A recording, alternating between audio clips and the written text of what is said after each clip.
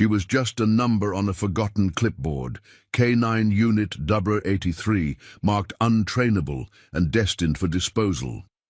The Belgian Malinois cowered in the back of her cage, amber eyes vacant and haunted by ghosts no one else could see. But when Ranger Maya Winters stepped into that government auction against all advice, something electric passed between woman and dog. Two broken warriors about to embark on a journey that would heal not only themselves, but transform an entire community, devastated by disaster. Before we jump back in, tell us where you're tuning in from. And if this story touches you, make sure you're subscribed, because tomorrow I've saved something extra special for you. The Police Academy auction site smelled of antiseptic and disappointment.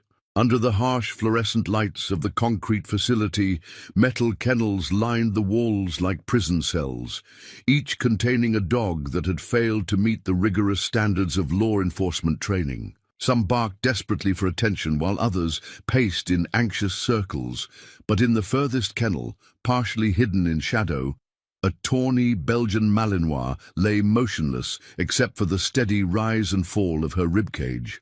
Her coat, once gleaming with health, now hung dull and patchy over a frame too thin for her breed.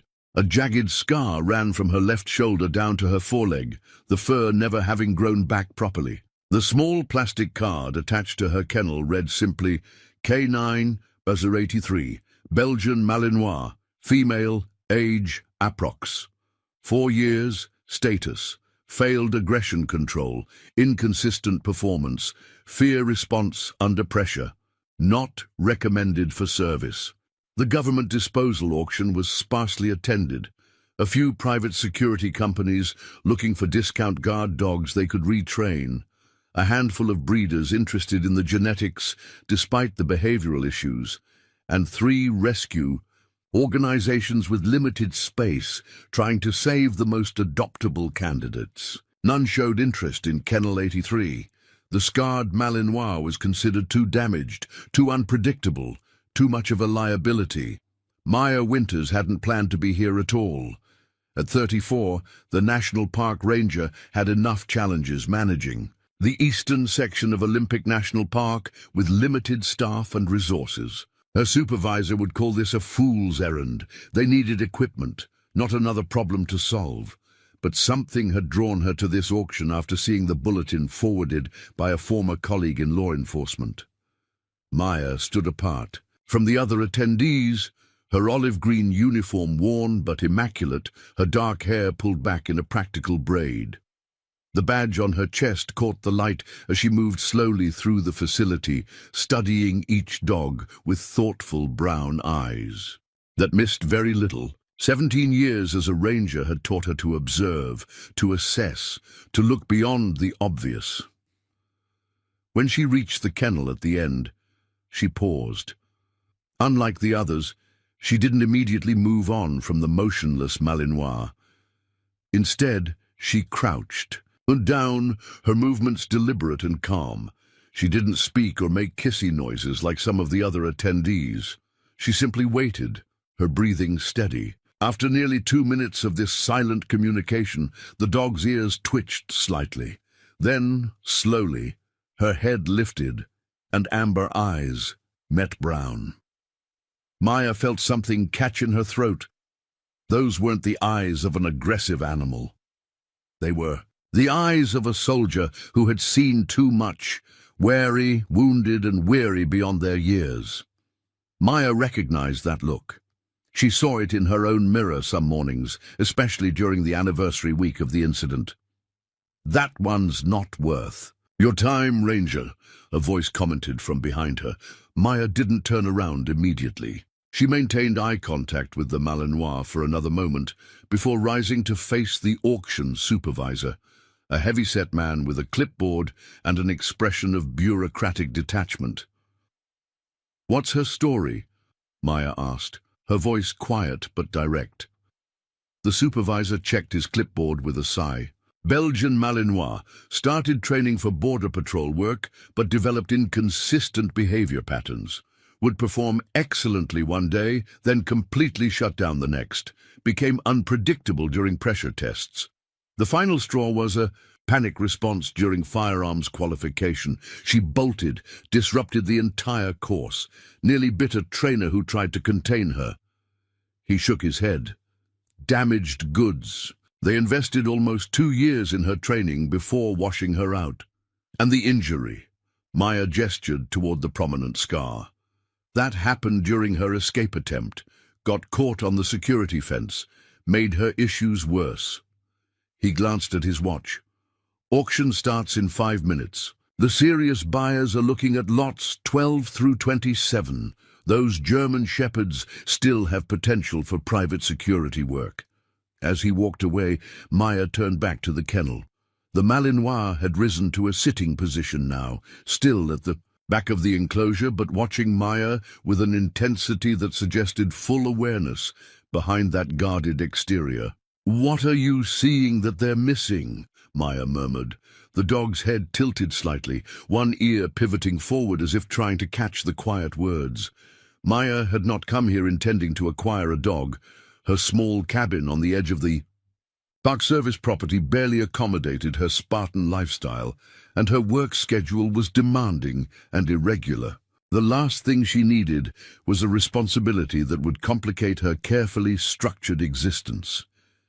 Yet something about this discarded K9 resonated with her in a way she couldn't easily dismiss. There was intelligence in those amber eyes, and beneath the fear, a dignity that hadn't been entirely extinguished. Maya recognized the signs of trauma, not inherent aggression. This wasn't a dangerous animal. This was a creature that had experienced danger and didn't know how to process it. The auction began with little ceremony. The handler moved from kennel to kennel, identifying each dog by lot number and briefly, listing their training background and reason for dismissal from the program. Bids were called out, recorded, and finalized with brisk efficiency. The more promising dogs went quickly, some inspiring competitive bidding that drove their prices well above the minimum.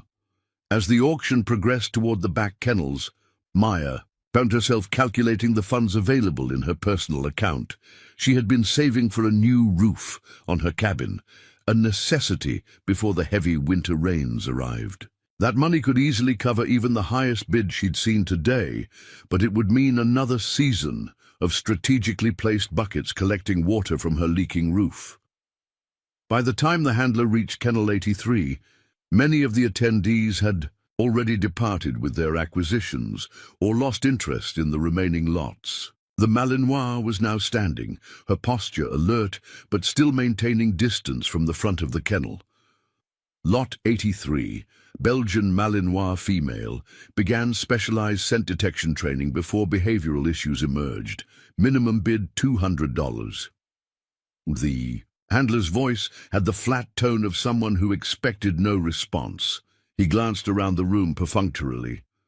200, Maya called, her voice clearer and louder than she had intended. The handler looked surprised, checking his clipboard as if to confirm that he hadn't missed something important about this particular dog. 200 once, he announced, still looking confused. Twice. A man in a private security company, uniform, who had successfully bid on 2 German shepherds earlier, leaned toward his colleague and spoke in a stage whisper clearly meant to be heard. That ranger's gonna regret that choice. That dog's brain is fried. Seen it before with the ones that crack under pressure. Maya kept her eyes forward, expression neutral. She had endured far worse than patronizing comments from men who thought they understood everything about working animals. Sold to the park ranger for $200, the handler confirmed, marking his clipboard. See the clerk for payment processing and ownership transfer. Next lot. 30 minutes later, Maya stood in the parking lot beside her mud-splattered Forest Service truck, facing the handler who held the Malinois on a short department-issue lead.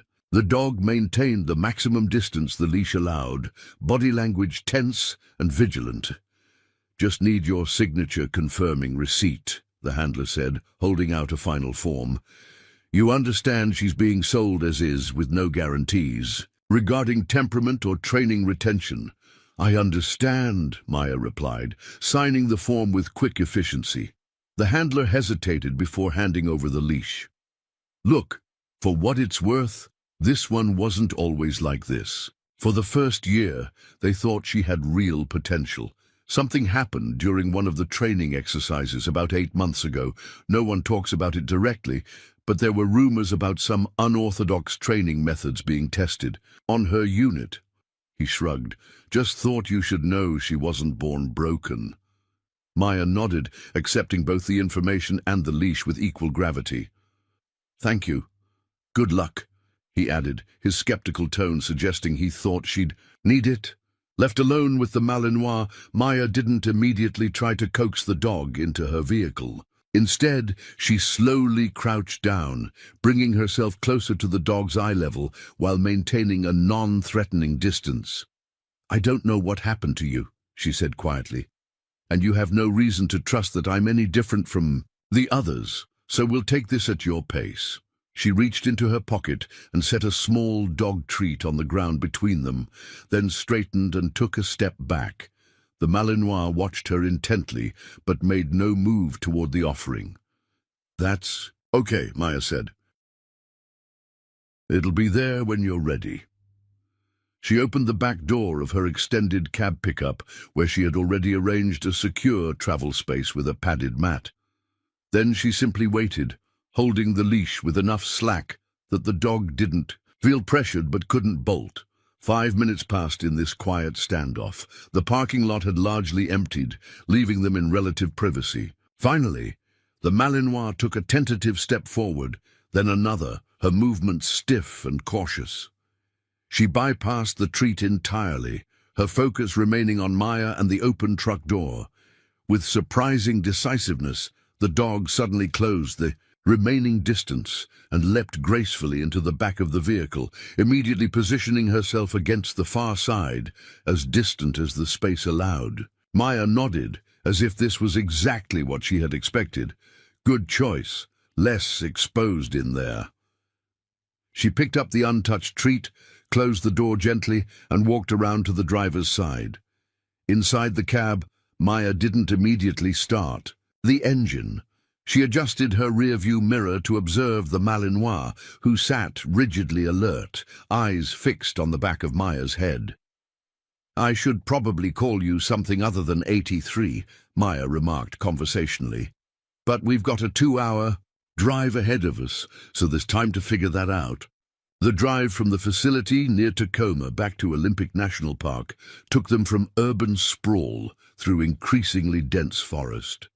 Maya drove steadily, occasionally commenting on landmarks or conditions as if the dog in her back seat were a colleague rather than a traumatized animal who might or might not understand. Preparing and narrating this story took us a lot of time, so if you are enjoying it, subscribe to our channel. It means a lot to us.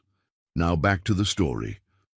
Coming up on the Hood Canal Bridge, usually backed up this time of day, but we're lucky. A storm came through this area last week, maintenance crews still clearing debris on the shoulders. This one-sided conversation served two purposes. It helped the Malinois become accustomed to her voice without demanding response, and it kept Maya from second-guessing her impulsive decision. By the time they turned onto the unmarked service road that led to her cabin, the dog's posture had relaxed marginally, though her attentiveness never wavered. Maya's cabin sat in a small clearing about a quarter-mile from the main park road, surrounded by towering Douglas firs and western hemlocks that filtered the late-afternoon sunlight into dappled patterns. The simple structure, with its weathered cedar siding and modest front porch, blended naturally into its surroundings. A thin wisp of smoke rose from the stone chimney. The timer-set wood stove would have activated an hour ago, warming the interior against the autumn chill. Home, Maya announced, parking beside the cabin. Such as it is. She exited the vehicle unhurriedly and opened the back door, stepping away to give the Malinois space to emerge on her own terms. After a moment's hesitation, the dog jumped down, immediately scanning the clearing with military precision, cataloguing potential threats and escape routes. Maya didn't rush her, allowing this thorough reconnaissance. Only when the Malinois had completed her assessment did Maya move toward the cabin's front door, leash held loosely. To her mild surprise, the dog followed without resistance, maintaining a consistent 4-foot distance. The cabin's interior was as functional and unadorned as its exterior. An open main room with a small kitchen area, a wood stove, a desk, piled with topographical maps and work schedules and sparse furnishings that emphasized utility over comfort. A narrow hallway led to what presumably was a bedroom and bathroom. The walls held few decorations, except for a framed Parks Service commendation and several professional-quality photographs of Olympic National Park's landscapes. "It's not much," Maya acknowledged, unclipping the leash but not attempting to remove the collar. "But it's quiet, and the nearest neighbor is 3 miles away at the ranger station." The Malinois remained near the door, her body tense but her eyes constantly moving, cataloguing this new environment. Maya moved to the kitchen area and filled a ceramic bowl with fresh water, placing it on the floor near the wood stove before retreating to give the dog space. "You've had a long day," she observed, keeping her voice neutral. "Water's there when you want it. Food soon, after you've had time to settle." Maya busied herself with routine tasks, checking her work messages on the cabin's landline, reviewing weather reports for the coming week, adding wood to the stove. All the while, she maintained peripheral awareness of the Malinois, who eventually settled into a sphinx position near the door, alert but no longer quite so rigid with tension. As dusk deepened outside the windows, Maya prepared a simple dinner for herself and measured out a portion of the high-quality dog food she had purchased on their journey home. She placed the dog's dish at a respectful distance from her own small table, then sat down to eat without expectation or demand. "I've been thinking about your name," she said between bites of her vegetable stew. "Not sure if you had one before during your training, but 83 doesn't suit you."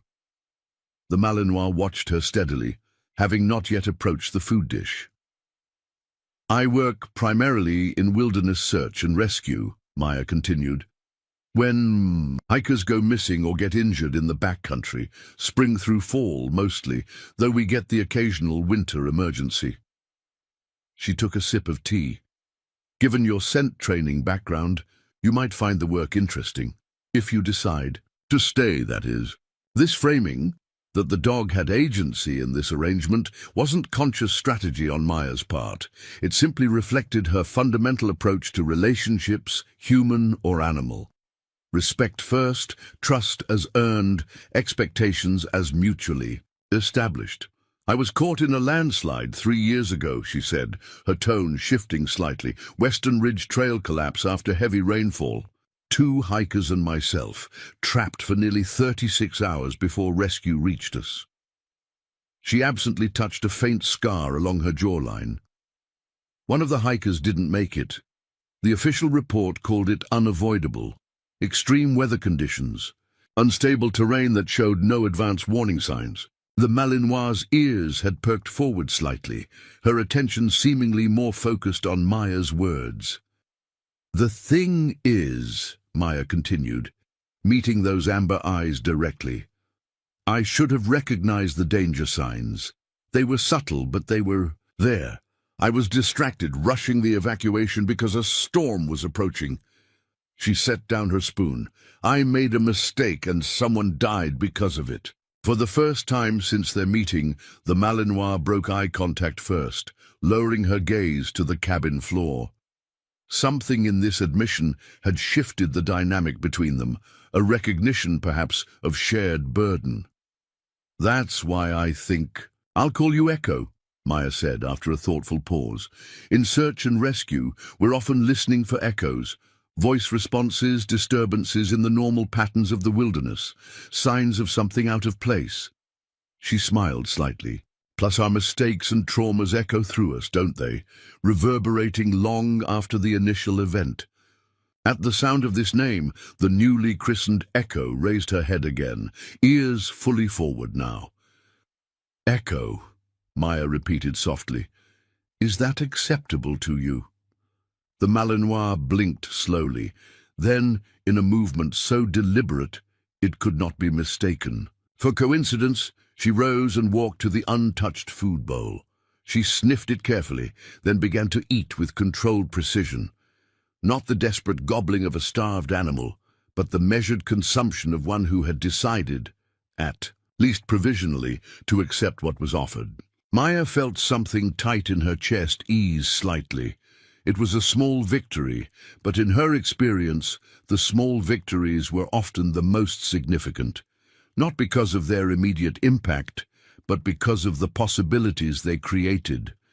Later, as night settled fully over the forest and the cabin creaked with familiar sounds of cooling timber, Maya prepared for sleep. She laid out a thick blanket near the wood stove, warm but not confining, accessible but not imposing. "You're welcome anywhere in the cabin," she told Echo, who had returned to her position near the door after eating. "This is just an option, not a requirement."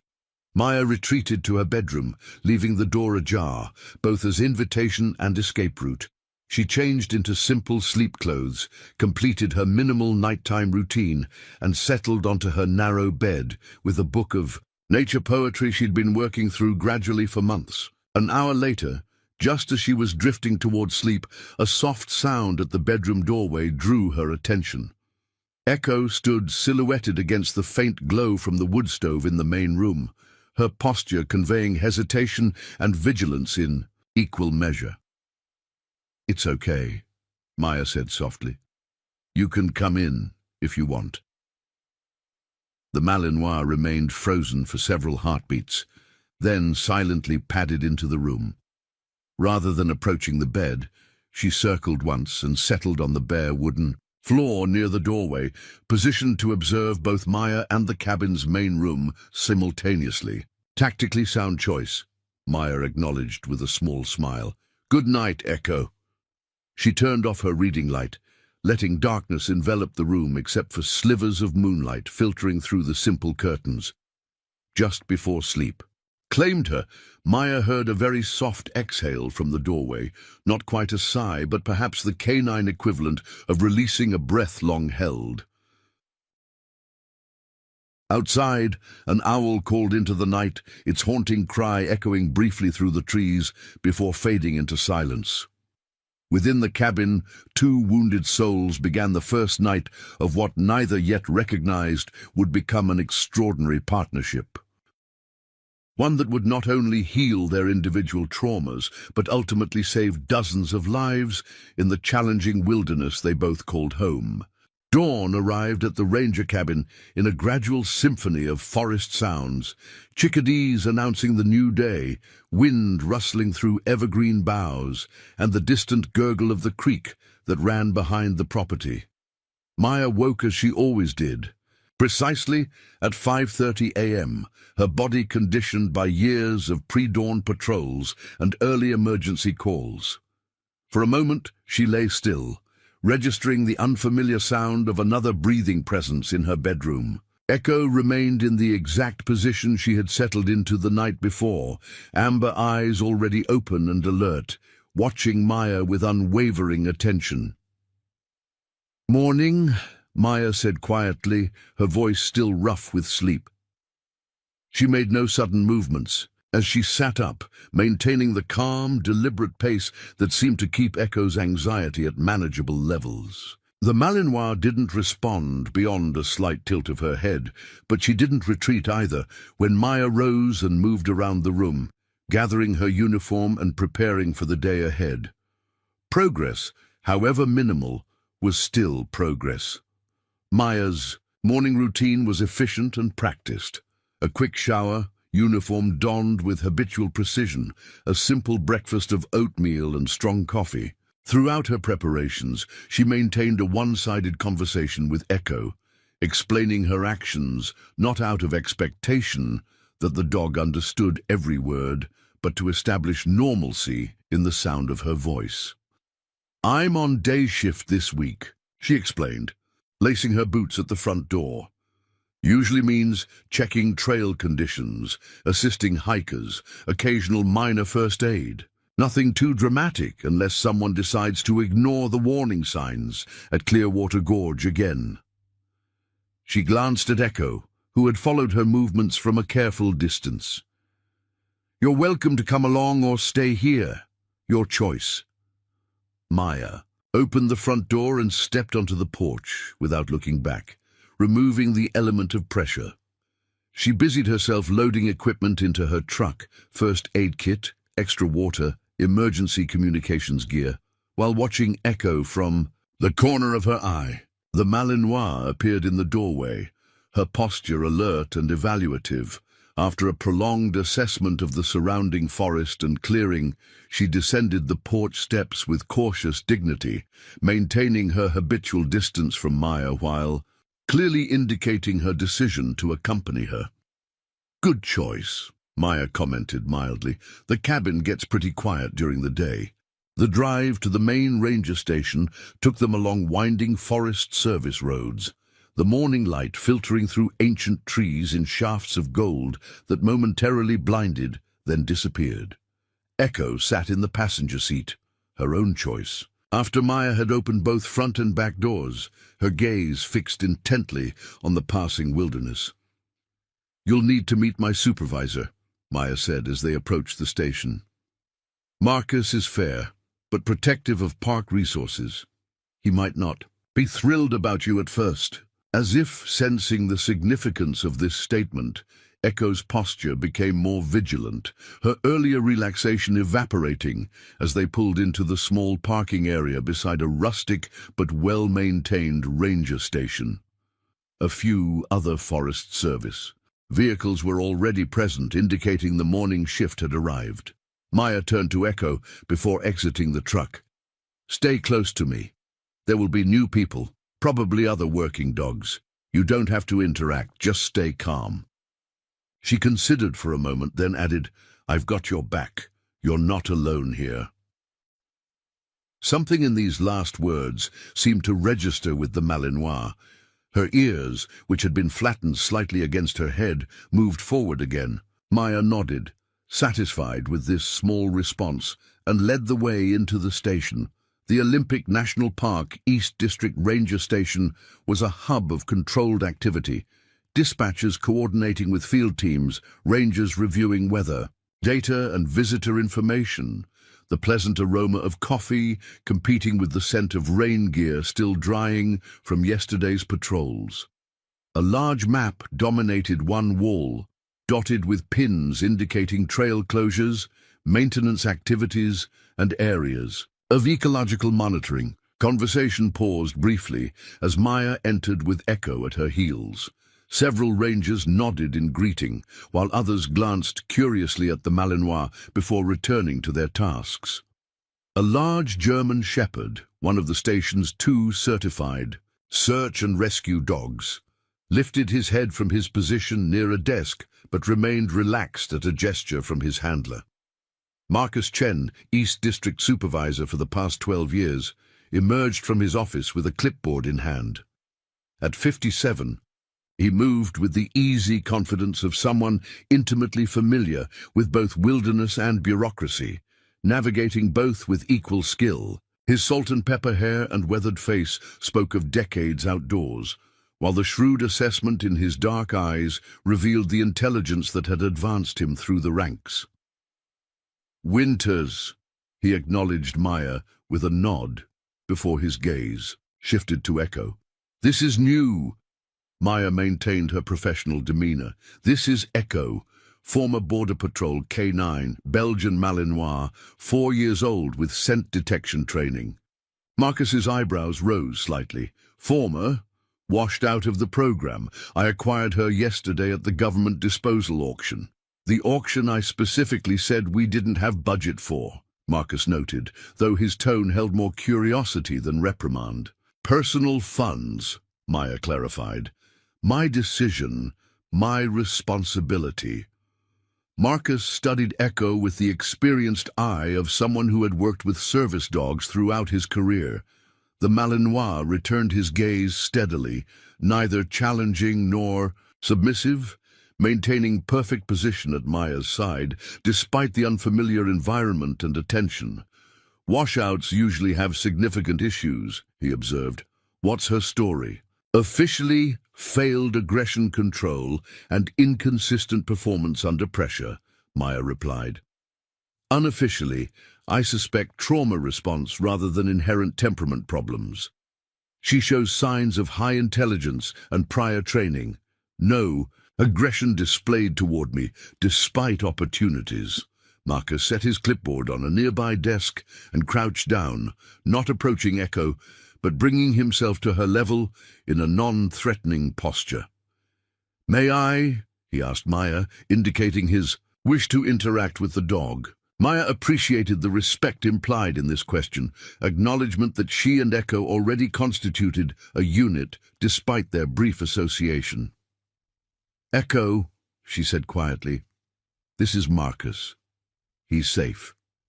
Echo remained perfectly still as Marcus slowly extended his hand, palm down, allowing her to catch his scent without the pressure of physical contact. After a moment's careful assessment, she stepped forward, just enough to sniff his hand briefly, before retreating to her position beside Maya. Marcus nodded as he straightened. Cautious, but not fearful. Good awareness without over-arousal. He regarded Maya thoughtfully. "What's your plan for her?" "Rehabilitation first," Maya answered. "Then possibly search and rescue training, depending on her aptitudes and interests. Her scent detection background could be valuable for our missing hiker responses, which have increased 30% this season," Marcus acknowledged. He studied Maya for a moment longer before coming to a decision. "She can accompany you on regular patrols while you assess her capabilities. Keep her leashed in visitor areas until you're confident of her reliability. If there's potential for SAR, we'll discuss formal evaluation and certification." "Understood." "And Maya," he added as he turned back toward his office, "if this works out, we might find room in next year's budget for proper equipment and additional training." With that practical endorsement, he returned to his duties, effectively ending the conversation. Emily Delgado, one of the newer rangers on the East District team, approached once Marcus had departed. At 30, she brought urban emergency response experience to her role in the Park Service, having served with Seattle Fire and Rescue before seeking the quieter challenges of wilderness emergency management. "So this is why you disappeared yesterday." "Afternoon," she commented with a smile. Her curly hair was pulled back in a functional ponytail, her uniform bearing the additional patches of Wilderness First Responder certification. "She's gorgeous. Belgian Malinois, right? I worked with a few in Seattle. Incredible search capabilities." Maya nodded. "Echo's got potential, but we're taking it slow. She's been through something that's left some marks." Emily's expression showed immediate understanding. "Like that backcountry firefighter with PTSD I helped you evacuate last summer, the one who kept insisting he could still hear the flames even though the fire was 20 miles away." "Similar, yes," Maya agreed, appreciating Emily's intuitive grasp of the situation. "Mind if she meets Caesar? Controlled introduction might be good." Caesar, Emily's certified search and rescue German Shepherd, was among the most even-tempered working dogs at the station. At 7 years old, he had enough experience to be confident without being dominant, making him an ideal first contact for a potentially reactive dog like Echo. Emily nodded and gave a small hand signal. Caesar rose from his position and approached, at a measured pace, his handler keeping him at a loose heel. Echo tensed slightly, her focus narrowing, but she remained in position beside Maya without showing signs of fear or aggression. "Echo, this is Caesar," Maya said, maintaining the same calm, matter-of-fact tone she'd used throughout their interactions. He works here too. The two dogs engaged in the complex ritual of canine introduction, careful observation, scent assessment, subtle body language communications invisible to all but the most experienced handlers. Caesar, with professional courtesy, maintained a respectful distance while clearly indicating his non-threatening status. Echo, after a tense moment, relaxed marginally, not friendly, but accepting. "Good girl," Maya said quietly, the first praise she had offered Echo since their meeting. The Malinois's ear twitched slightly at these words, perhaps registering their significance. "She's definitely had professional training," Emily observed. "That controlled response doesn't come naturally, especially in a high-drive breed like a Malinois." "Which makes her failure in the program even more interesting," Maya agreed. Their conversation was interrupted by Marcus emerging from his office with phone in hand. "Winters, you and Delgado need to head up to observation point. Got reports of a hiker with a possible broken ankle about half a mile up the trail. Ground's still slick from yesterday's rain, so watch your approach." The familiar rush of emergency response adrenaline sharpened Maya's focus immediately. "Gear's already in my truck. We can head out now." "Take both dogs," Marcus added after a brief hesitation. "Good opportunity to see how your new friend handles field conditions. Just keep her secured until you're confident." Within 10 minutes, the two rangers and their dogs were in Maya's truck, headed toward Observation Point trailhead. Echo sat rigidly in the back seat beside Caesar, maintaining physical distance while stealing occasional glances at the experienced search dog. "I wasn't planning to test her in emergency response quite so soon," Maya admitted, as she navigated the winding forest road with practiced efficiency. Emily checked her medical kit, confirming the contents. Sometimes the unplanned tests are the most revealing. At least it's a stationary victim with a clear location, no actual search components to worry about. True. Still, I'm keeping her on long lead for now. The trailhead parking area was easy to identify by the presence of a red compact car with California plates, likely belonging to the injured hiker. Maya parked beside it, and both rangers quickly prepared for the half-mile hike to the reported injury site. As Maya attached a long lead to Echo's collar, she crouched down to meet the Malinois's attentive gaze. "We're helping someone who's hurt. Nothing dangerous, but stay close and pay attention. This is what we do here." Whether Echo understood the specific words was impossible to know, but the dog certainly registered the change in Maya's demeanor and purpose. Her entire bearing shifted subtly from cautious observation to focused alertness, a working dog responding to the clear signals of an impending task. The hike to the injured party took just under 15 minutes, with Emily leading and Caesar working off-leash ahead of the group. Echo walked precisely at Maya's side, her movements fluid and confident on the forest trail despite the occasional slippery patch. Her eyes constantly scanned their surroundings, ears pivoting to track sounds in the dense forest understory. They found the injured hiker sitting on a fallen log just off the main trail. A woman in her early 60s with appropriate hiking gear and an expression of embarrassed frustration. Her hiking companion, a man of similar age, stood beside her, with evident relief at the ranger's arrival. "Thank goodness," he said as they approached. "Janet slipped coming down from the viewpoint. We heard something pop in her ankle." Emily took the lead on medical assessment while Maya established a small perimeter, ensuring the site was safe and stable. Echo remained at her side, watchful but calm, showing no adverse reaction to the strangers or the situation. "Likely a grade 2 sprain, possibly a minor fracture," Emily reported after examining the injury. "We'll need to immobilize it and assist with evacuation." The next hour demonstrated the well-practiced efficiency of the park's emergency response protocols. Emily stabilized the ankle with a specialized air cast from her medical kit, while Maya prepared a collapsible transport chair designed for narrow trail evacuations. The injured hiker, though uncomfortable, remained in good spirits, clearly experienced.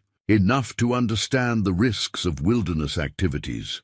Throughout the procedure, Echo watched with intense focus, observing every movement, every interaction. When the injured woman winced in pain during the stabilization process, Echo's ears pricked forward, her attention sharpening, not with aggression, but with apparent concern. Maya noticed this response. "Echo, come," she said quietly, bringing the Malinois closer to the patient. "She's hurt, but we're helping." To everyone's surprise, including Maya's, Echo cautiously approached the injured hiker and gently placed her head on the log beside the woman's hand, not making contact, but close enough that the woman could touch her if she chose. Janet, momentarily distracted from her pain, smiled in genuine delight.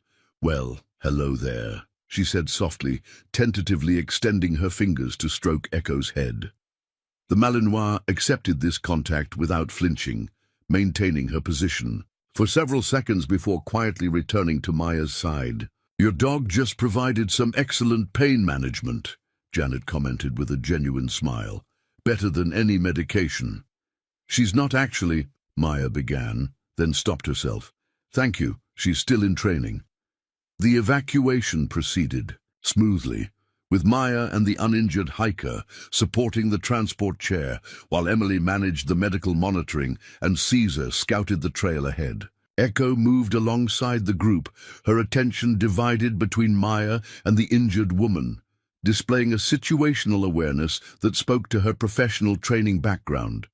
By the time they reached the trailhead, where Marcus waited with a Park Service medical vehicle, Echo's demeanor had transformed subtly but significantly. The rigid vigilance of constant threat assessment had softened into purposeful awareness. She moved with greater confidence, responding to Maya's minimal verbal cues with increasing precision. As the medical vehicle departed with the injured hiker and her companion, Marcus approached Maya, his expression thoughtful. "Emily radioed ahead about your dog's performance," he said, glancing at Echo, who sat attentively at Maya's side. "Said, she showed natural SAR instincts without specific direction." Maya nodded, keeping her tone professional despite the quiet pride she felt. "She's well suited to the work. Good situational awareness, appropriate concern without over-arousal, excellent trail behavior." Marcus studied Echo for a moment longer. "The comfort response with the injured hiker, that's not standard training for Border Patrol dogs. They're taught detection and apprehension, not compassion." "No," Maya agreed. "That was her own initiative." "Interesting."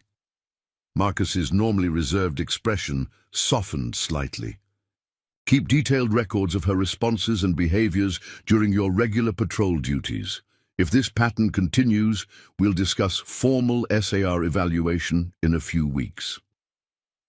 After Marcus departed, Emily lingered for a moment, her expression curious. "That thing Echo did with the injured hiker, approaching her like that. Had you given her any signal to do that?" Maya shook her head. "Completely her own decision." "That's unusual," Emily noted. "Caesar needed specific training for comfort behaviors. Most working dogs in enforcement backgrounds don't make that leap independently." She studied Echo with increased interest. "What exactly happened to wash her out of Border Patrol training?" "The official report wasn't detailed," Maya replied, "but the handler mentioned rumors about unorthodox training methods being tested on her unit." Emily's expression darkened. "I've heard things about certain experimental programs, pushing dogs beyond normal stress thresholds to increase operational resilience, using methods that wouldn't meet standard welfare protocols." She glanced at Echo with renewed understanding. It would explain the hypervigilance combined with her obvious training background. "She's not broken," Maya said with quiet certainty. "Just adapting to whatever happened to her. Like someone else I know," Emily observed with gentle insight, referencing Maya's own journey after the landslide incident without directly naming it. Maya didn't respond to this comparison, but she didn't reject it either. Instead, she crouched beside Echo and offered her palm, not reaching to touch, but making herself available if the dog chose contact. After a brief hesitation, Echo leaned forward and pressed her muzzle lightly against Maya's hand, the first time she had initiated physical contact. The gesture lasted only a moment, but its significance registered clearly with both rangers. "Well," Emily said with a smile, "I think you've just been officially chosen." The remainder of the day passed in routine patrol duties, checking trail conditions, updating visitor information boards, assisting a family whose child had encountered an unsettling but harmless banana slug on the nature path. Throughout each interaction, Echo remained attentive and controlled, gradually decreasing her physical distance from Maya until they moved almost as a synchronized unit. By late afternoon, when they returned to the ranger station, a subtle but meaningful shift had occurred in their dynamic. The cautious assessment of strangers had evolved into a working partnership, tentative but increasingly definite. As they prepared to depart for the day, Marcus approached with a small package. Supply requisition came in. Included this on the list last month for Caesar, but he's still doing fine with his current one. He handed Maya a professional-grade tactical collar with Park Service identification tags. Thought Echo might be ready for something official. The gesture, practical rather than sentimental, nevertheless carried significant meaning within the reserved culture of the Ranger Service. It represented provisional acceptance, acknowledgement of potential. "Thank you," Maya said simply. Back at the cabin, with evening shadows lengthening across the forest floor, Maya carefully removed the institutional collar that Echo had arrived with, the last physical remnant of her previous life. The Malinois stood perfectly still during this process, her eyes never leaving Maya's face. "This is different," Maya explained, as she fitted the new collar, adjusting it for comfort while attaching the Park Service identification. "Not just a different collar, but a different purpose. What you were trained for before, whatever happened there, that's the past. This is about finding things, not catching them, about helping, not stopping." Echo seemed to listen with unusual intensity, her focus absolute. When the new collar was secured, she shook herself briefly, as if adjusting to the feel of it, then approached Maya and deliberately pressed against her leg for a moment before moving away. Maya felt something tighten in her throat at this deliberate gesture of trust. "Good choice," she said softly. That night, the rain returned to Olympic National Park, drumming against the cabin roof in a steady rhythm that underscored the profound silence of the forest. Maya sat on her small porch, a mug of tea warming her hands as she listened to the symphony of water on wood, on leaves, on earth.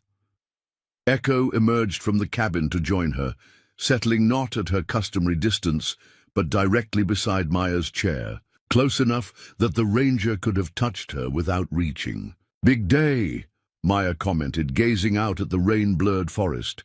"You did well." The Malinois sighed softly, a sound so normal and dog-like that Maya smiled in the darkness. It was the most unguarded sound she had heard from Echo since their meeting, a small but significant surrender of constant vigilance. As they sat together in companionable silence, Maya reflected on the day's events, particularly Echo's unexpected behavior with the injured hiker. There had been no pragmatic reason for that gesture of comfort, no training that would have prompted it, no reward system that would have enforced it. It had been a choice, an expression of something intrinsic to Echo's nature that had survived. Whatever traumas she had endured, in that simple act of compassion, Maya glimpsed something profound about resilience, not just the ability to withstand damage, but the capacity to preserve one's essential nature despite it. Echo had been trained as a detection and apprehension tool, subjected to methods harsh enough to break her confidence, yet her fundamental impulse toward connection remained intact. The realization sent a quiet ripple of recognition through Maya. Perhaps the same principle applied to human resilience as well, to her own journey after the landslide. Perhaps true healing wasn't about eliminating the effects of trauma, but about reclaiming the essential self that existed beyond it. She glanced down at Echo, whose amber eyes reflected the faint light spilling from the cabin windows. "We might actually be good for each other," she said quietly. The Malinois responded by resting her chin lightly on Maya's knee, a gesture of such normal, uncomplicated trust that it seemed remarkable only in context of how far they had come in a single day. As the rain continued its steady percussion, on the cabin roof, Ranger and Dog remained on the porch, two guardians at ease in their shared vigilance, beginning to discover that wounds, once acknowledged, could become the foundation for something unexpected and extraordinary. The following weeks established a rhythm between Maya and Echo, not the comfortable routine of longtime companions, but the deliberate cadence of two cautious souls learning to trust. Each day brought small revelations as the layers of Echo's training and trauma gradually revealed themselves alongside glimpses of her natural character. Morning patrol duties demonstrated her exceptional scent detection abilities. Echo could indicate changes in wildlife patterns, the passage of an unusually large elk herd, a black bear's recent crossing, with subtle changes in her posture and focus that Maya quickly learned to read. Her situational awareness extended beyond animal movements to subtle environmental shifts. On 3 separate occasions, she alerted to potentially hazardous trail conditions before they became visible to human senses. "She's reading the forest better than some rangers with decades of experience," Marcus commented after Echo had directed them to a partially undermined trail section following heavy rains. "That's not just training. That's instinct and intelligence." Yet, alongside these professional capabilities, Echo's lingering trauma responses remained evident. Unexpected loud noises, a car backfiring, maintenance equipment starting suddenly, would trigger immediate defensive postures. Strangers approaching too quickly or from behind could produce a momentary freeze response, though never aggression. And most notably, she showed particular wariness around uniformed men carrying any form of equipment on their belts. Maya documented these reactions meticulously, identifying both triggers and progress in a journal she kept specifically for Echo's rehabilitation. Each entry noted not just behaviors, but context, intensity, and recovery time, creating a detailed map of Echo's psychological landscape that revealed patterns invisible in isolated incidents. One particularly revealing moment occurred during a routine patrol near Thunder Creek 3 weeks after Echo's arrival. A group of university geology students had received special permission to conduct field research, including small controlled, explosive charges to measure rock density.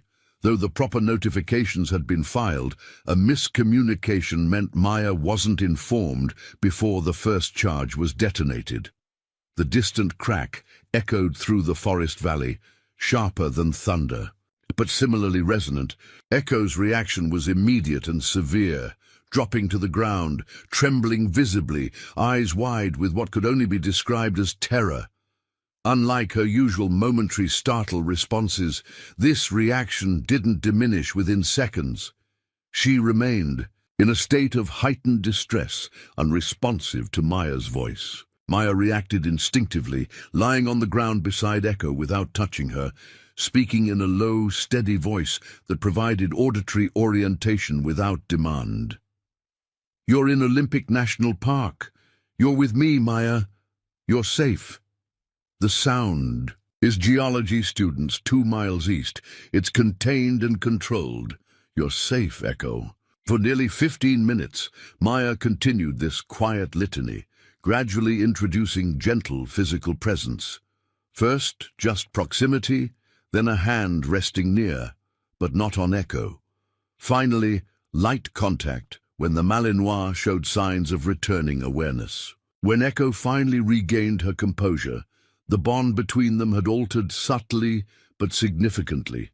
Maya had demonstrated that she could recognize and respect Echo's trauma without judgment or impatience, could provide safety without demanding immediate recovery. This understanding formed a foundation of trust deeper than the working partnership they had established. That evening, Marcus stopped by Maya's cabin with an unexpected visitor, Dr. Layla Ahmadi, a veterinarian who specialized in working with military and police service dogs. In her early 50s, with silver-streaked black hair and the calm competence that came from decades of experience, Dr. Ahmadi projected a reassuring presence that seemed to immediately register with Echo. "Marcus mentioned your new partner," she explained as she settled at Maya's small kitchen table. "I consult with several service agencies on rehabilitation cases. Thought I might offer some perspective if you're interested." Maya welcomed the expertise, having researched canine PTSD, but recognizing the limitations of her knowledge. Over mugs of hot tea, she summarized Echo's observed behaviors, triggers, and progress, including the day's incident with the geological testing. Dr. Ahmadi listened attentively, occasionally making notes, but mostly observing Echo, who had positioned herself near Maya's chair, alert but relatively relaxed. "The reaction to explosives is particularly revealing," the veterinarian noted after Maya finished. "Combined with her Border Patrol background and physical scarring, it suggests possible exposure to improvised explosive device detection training, maybe even deployment." Maya frowned. "I thought most Border Patrol canines were primarily trained for drug and human detection." "Most are," Dr. Ahmadi agreed. "But there was a specialized joint program about 4 years ago, classified at the time, though details have since emerged through Freedom of Information requests. Certain dog teams were selected for cross-training with military IED detection. Protocols aimed at identifying explosive components being transported across borders." She paused, her expression growing more serious. "The program was discontinued after 18 months due to inconsistent results and resource allocation concerns. What didn't make the official reports was that several dogs developed severe stress responses. The combination of Border Patrol's human detection pressure and military-style explosives training created conflicting drives and impossible expectations. Maya absorbed this information, pieces clicking into place. Echo would have been the right age for initial training during that period. That would explain her advanced detection skills alongside the trauma responses. Dr. Ahmadi nodded. The most concerning aspect of that program wasn't just the dual-purpose training, but the methods used. There were allegations of aversive corrections well beyond standard protocols, essentially punishing dogs for showing natural fear responses to explosive materials. Maya felt a cold knot form in her stomach. Beside her, Echo shifted position slightly, perhaps responding to Maya's tension. "She doesn't show fear of humans," Maya observed. "Even with her triggers, she's never shown aggression toward people." "That's significant," Dr. Ahmadi agreed. "Some dogs from harsh training backgrounds generalize their fear to all handlers. Echo appears to have maintained her fundamental stability despite the trauma.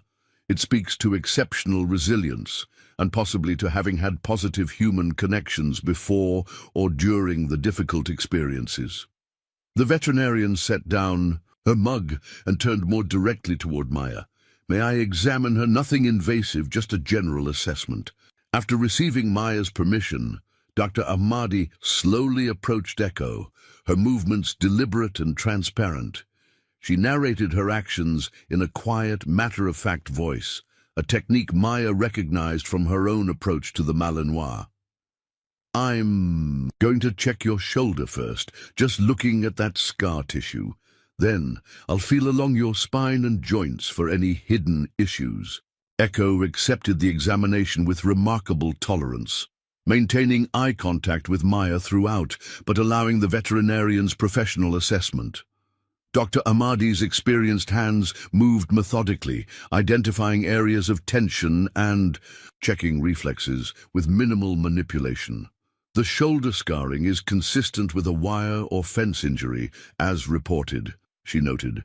Healed well, though there's some restricted mobility that might bother her in cold weather.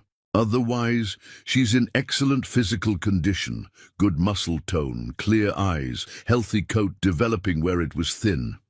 She completed her examination and stepped back. You've done good work with her nutrition and exercise. The physical rehabilitation is progressing very well. And the psychological aspects? Maya asked. Dr. Ahmadi returned to her seat before answering. Based on what I've seen and what you've described, Echo displays classic symptoms of canine PTSD, but with promising indicators for recovery.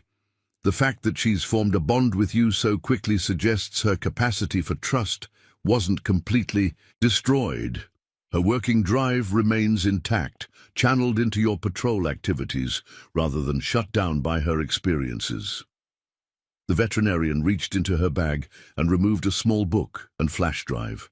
This contains my research on rehabilitation protocols for service dogs with trauma histories, including specific exercises you can adapt for Echo's situation. The most important elements are already in place: safety, predictable routine, purposeful work, and a consistent handler who understands trauma responses. She paused, studying Maya thoughtfully. Marcus mentioned your background, the landslide incident. He thought you might have unique insight into Echo's rehabilitation. Maya tensed slightly at this reference to her own history, but didn't deflect. There are parallels. In my experience, Dr. Ahmadi said carefully, handlers who have navigated their own trauma often have extraordinary capacity to support animals through similar journeys. They recognize the non-linear nature of recovery, the unexpected triggers, the importance of patience without pity. She smiled slightly. They also understand that purpose and contribution are as important as safety in true healing. After the veterinarian departed, Maya sat on the porch with the resources she'd provided, Echo settling beside her in what had become their evening ritual. The Malinois now chose to maintain physical contact during these quiet moments, her shoulder or hip lightly touching Maya's leg, a connection that seemed to ground them both. The information about the Joint Border Patrol and military explosive detection program filled critical gaps in Maya's understanding of Echo's background. It explained the dog's exceptional detection capabilities alongside her specific trauma responses. It clarified why a dog with obvious talent and training had been discarded, not because she lacked ability, but because she had been pushed beyond reasonable limits by a flawed program, then blamed for the natural consequences of that pressure. They set you up to fail, Maya said quietly, her hand resting lightly on Echo's back, created impossible conditions, then labeled you deficient when you couldn't meet them. Echo turned her head slightly, amber eyes reflecting the last light of sunset as she regarded Maya with that steady, assessing gaze that seemed to comprehend far more than words alone. Something in this exchange crystallized a decision that had been forming in Maya's mind for weeks. Echo wasn't just a rehabilitation project or potential search asset. She was a partner with extraordinary capabilities that deserved recognition and development. The path forward wasn't just about healing past wounds, but about creating appropriate challenges that would allow Echo's natural talents to flourish. The next morning, Maya arrived at the ranger station earlier than usual, Echo moving confidently at her side. They found Marcus already at his desk, reviewing seasonal staffing projections for the upcoming winter months. I'd like to formally request search and rescue training certification for Echo, Maya stated, without preamble. She's ready. Marcus looked up, his expression unreadable. Dr. Ahmadi forwarded me her assessment last night. She noted significant trauma history alongside exceptional working potential. Both are true, Maya acknowledged. The trauma responses are manageable and decreasing with appropriate support. Her working capabilities are extraordinary and increasing with opportunity. She deserves the chance to do what she was born for. Marcus considered this for a moment. The certification process isn't easy. Intensive training, multiple evaluators, stress testing in various environments. It would place demands on both of you. We're aware, Maya replied, her use of the plural significant. And if she encounters triggers during the process? If the evaluation environment recreates aspects of her previous training experiences? It was a fair question, one Maya had spent much of the night considering. Then we'll work through it, adapt as needed, and continue forward. Her progress isn't dependent on a perfect absence of triggers, but on having the support to process and move beyond them. Marcus nodded slowly, a hint of approval in his expression. There's a regional SAR certification program starting next month at Hurricane Ridge. 3 weeks intensive, with evaluators from multiple agencies. He reached for a form in his desk drawer. I'll submit the recommendation today. The Park Service will cover the training costs since we're critically understaffed for winter search operations. Maya accepted the paperwork with quiet gratitude. Thank you. Don't thank me yet, Marcus warned, though without real severity. Patterson is the lead evaluator this year, and he's notoriously difficult to impress, especially with non-traditional candidates. Robert Patterson was a legend in Pacific Northwest search and rescue circles, 30 years of experience, primarily with the Coast Guard before joining the Interagency Wilderness SAR program. His standards were exacting, his assessments unflinching, and his approval coveted by handlers across 3 states. We'll be ready, Maya said with simple confidence. The 3 weeks before the certification program began were filled with focused preparation. Maya and Echo expanded their training beyond basic obedience and patrol routines to include specialized search techniques, systematic area coverage, scent discrimination, directional indication, and victim response protocols. Emily and Caesar often joined these training sessions, the experienced search dog providing both demonstration and companionship for Echo as she developed her skills. The 2 dogs had established a professional rapport that seemed beneficial to them both, Caesar's calm confidence providing a stabilizing presence for Echo, while her intense focus and determination appeared to reinvigorate the older dog's working drive. She's inspiring him to show off a bit, Emily observed with amusement as Caesar executed a particularly precise alert behavior during practice. Healthy competition is good for him at his age. Each day revealed new aspects of Echo's capabilities. Her scent detection was extraordinary, able to locate training subjects at distances that impressed even experienced handlers. Her physical endurance matched her mental focus, navigating difficult terrain with efficiency that reflected her specialized breeding. Most impressive was her problem-solving ability. When conventional approaches failed, Echo consistently demonstrated creative alternatives to complete her objective. That's not trained behavior, Dr. Ahmadi noted during a follow-up visit to observe their progress. That's innate intelligence, applying learned skills to novel situations. It's exactly what makes an exceptional search dog rather than merely a competent one. Maya incorporated Dr. Ahmadi's rehabilitation protocols into their training regimen, gradually desensitizing Echo to potential triggers through controlled exposure paired with positive experiences, building resilience through manageable challenges followed by success and recovery. The Malinois responded with remarkable adaptability, her confidence growing visibly with each small victory over her past conditioning. The night before they were scheduled to depart for Hurricane Ridge, a powerful autumn storm swept through Olympic National Park.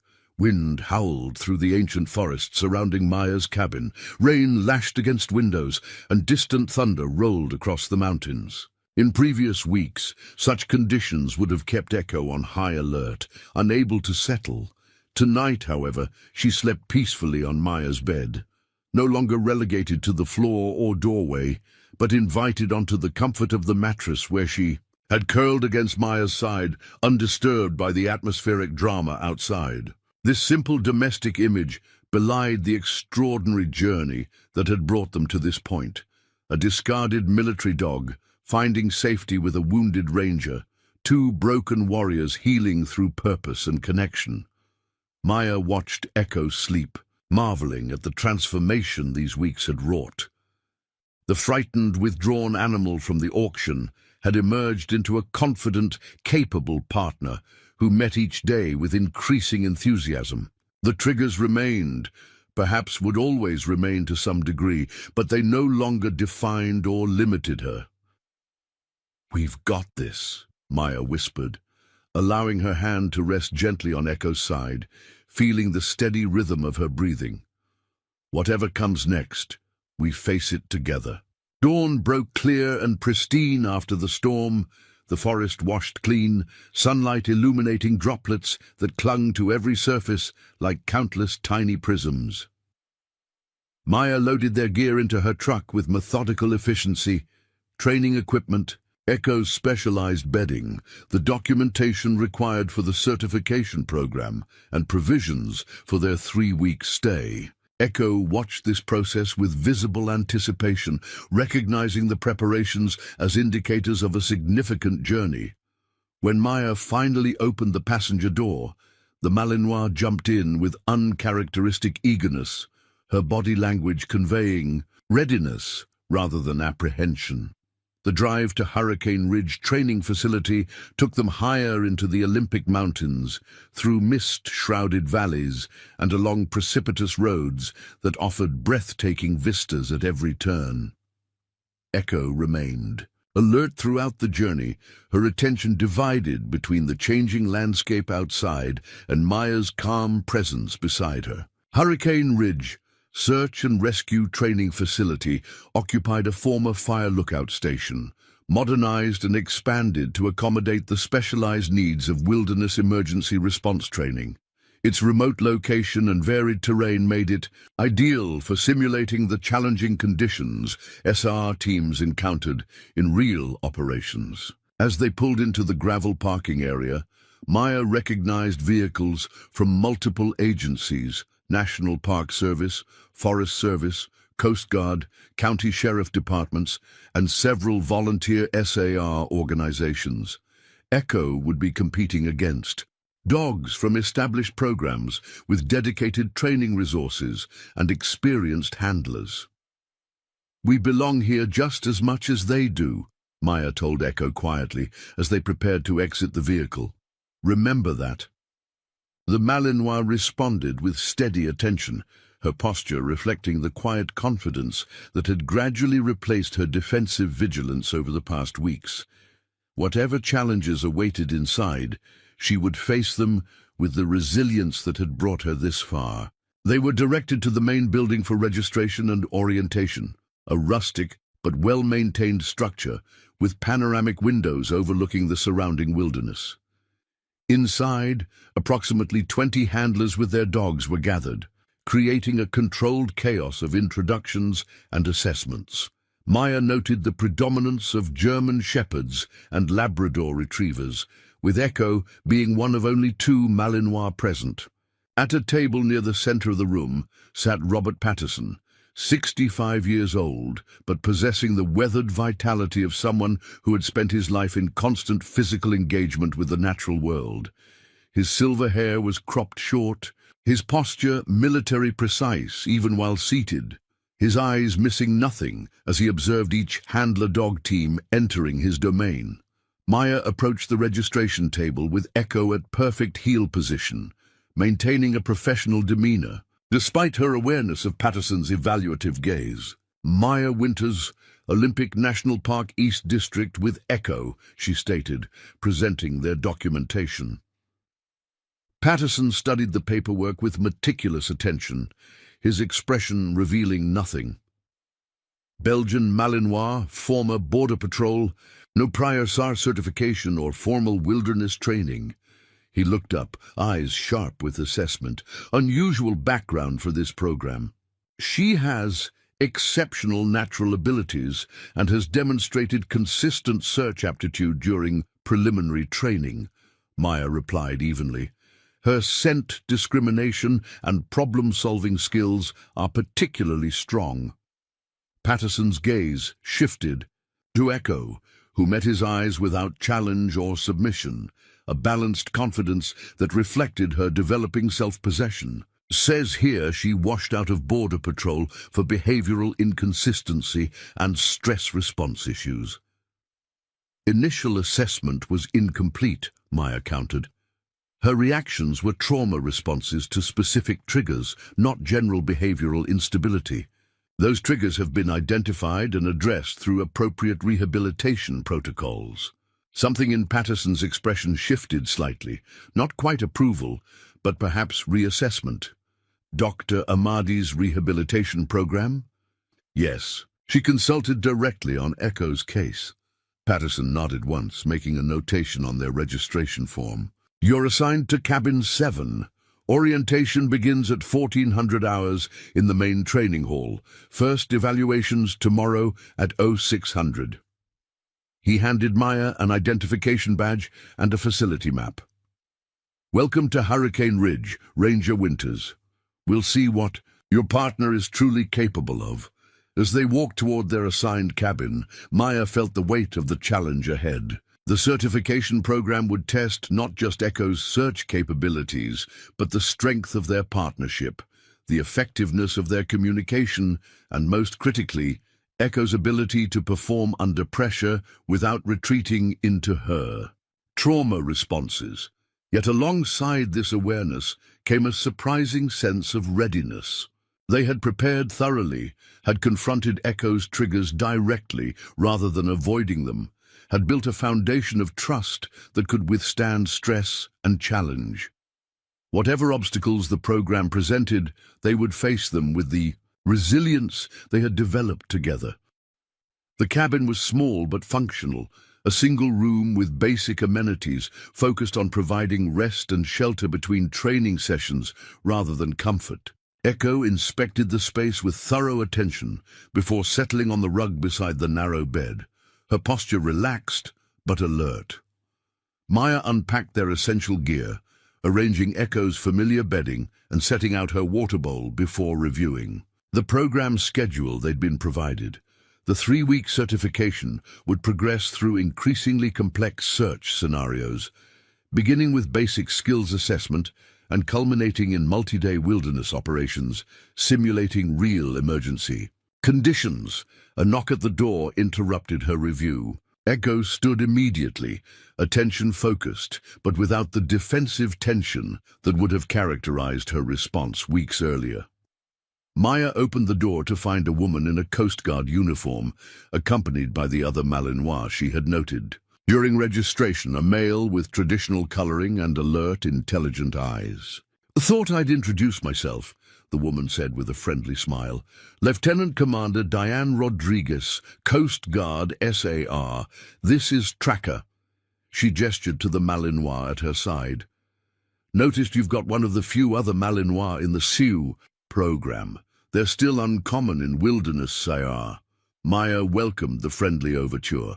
Maya Winters, Olympic National Park. This is Echo. Rodriguez glanced at Echo with professional appreciation. Beautiful dog. Belgian lines? Yes, though her background is primarily Border Patrol before coming to me. The Coast Guard handler's eyebrows rose slightly. That's an unusual transition. Border Patrol to Wilderness SAR requires significant retraining. We're still in that process, Maya acknowledged. Echo has natural search drive that transfers well, but we're developing the specific wilderness protocols. Rodriguez nodded understanding. Tracker came from military lines, but was purpose-bred for our program. Even so, the wilderness environment required adaptation from his initial training. She studied Echo with increased interest. "How long have you been working together?" "Just over a month," Maya replied. "A month?" Rodriguez looked genuinely surprised. "And you're already in certification?" "Echo's progress has been exceptional," Maya explained, aware of how unusual their timeline must seem to an experienced handler. "Our district supervisor felt her capabilities warranted accelerated evaluation." Rodriguez seemed impressed, despite her initial skepticism. "Well, Patterson will certainly test those capabilities. First day usually eliminates about 20% of candidates." She offered an encouraging smile. "If you need any guidance during the program, Cabin 12, Malinois handlers should stick together. We're still outnumbered by the Shepherd and Lab teams." After Rodriguez departed, Maya took Echo for a walk around the facility perimeter, allowing her to acclimate to the new environment while observing the other teams arriving and settling in. The Malinois moved with increasing confidence beside her, taking in the unfamiliar surroundings with alert interest rather than suspicious vigilance. As they completed their circuit and headed back toward their cabin, Maya spotted Patterson standing on the main building's porch, watching them with that same evaluative attention he had displayed during registration. She nodded acknowledgement, but didn't alter their course or pace, maintaining the natural rhythm they had established rather than performing for his observation. "First impressions matter," she told Echo quietly, "but it's sustained performance that counts. We didn't come this far to prove anything to anyone except ourselves."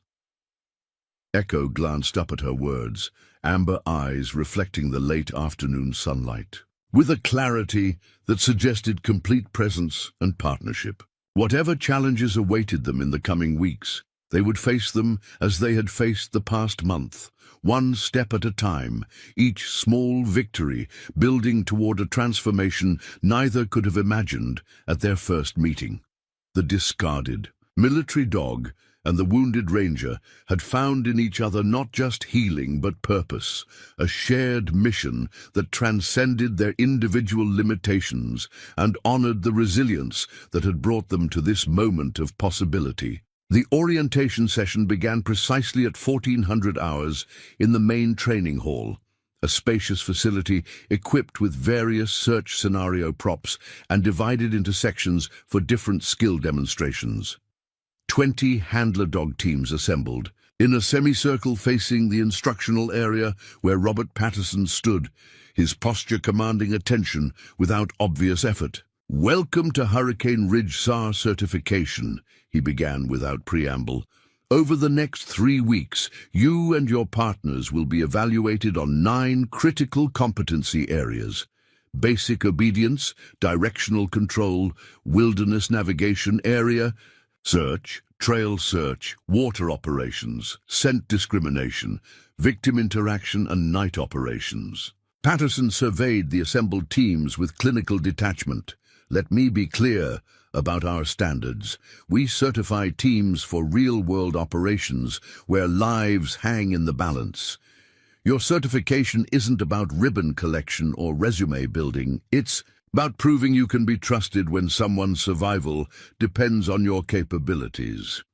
Echo sat perfectly at attention beside Maya, her focus absolute, as if understanding the significance of Patterson's words. Around them, the other dogs displayed varying levels of alertness and training, from the military precision of Rodriguez's Coast Guard Malinois to the controlled enthusiasm of several Labrador retrievers clearly bred for search work. Each day begins at 0600 hours with physical conditioning and baseline skill assessment, Patterson continued. Afternoon sessions focus on specialized search scenarios with increasing complexity. Evening debriefs are mandatory. Success depends as much on understanding your mistakes as celebrating your achievements. He gestured to 4 other instructors standing at the periphery. These evaluators represent different SAR disciplines. Their assessments, combined with my own, determine your certification outcome. They will be brutally honest. If that offends you, there's still time to withdraw before we begin tomorrow. No one moved. The assembled handlers, ranging from veteran SAR professionals to promising newcomers, shared a common determination that transcended their diverse backgrounds and experience levels. "One final note," Patterson added, his tone shifting subtly. "In real operations, you will face unexpected challenges, physical discomfort, and psychological pressure. Our training scenarios will replicate these conditions. Your dog will look to you for guidance during these moments. If you project anxiety, uncertainty, or frustration, they will absorb and amplify these responses." His gaze swept across the handlers. "The most common reason for certification failure isn't dog capability, it's handler inconsistency under pressure. Remember that tomorrow when we begin." With orientation complete, teams were dismissed until morning. Maya took Echo for another facility walk, mentally processing Patterson's overview while observing the other handlers' interactions with their dogs. The diversity of approaches was striking, from the rigid formality of several police canine handlers to the more playful engagement of the volunteer SAR teams. "We've got our own style," Maya told Echo as they watched a handler rewarding his Labrador with an elaborate play session after a simple command sequence. "Not better or worse, just different, authentic to who we are." That evening, several handlers gathered in the main hall's small dining area, exchanging backgrounds and experiences. Maya joined them, recognizing the value of collegial relationships during the intensive program ahead. "First certification?" asked a handler from a county sheriff's department, his German shepherd resting calmly under the table. Maya nodded. "For both of us, Echo's relatively new to SAR work.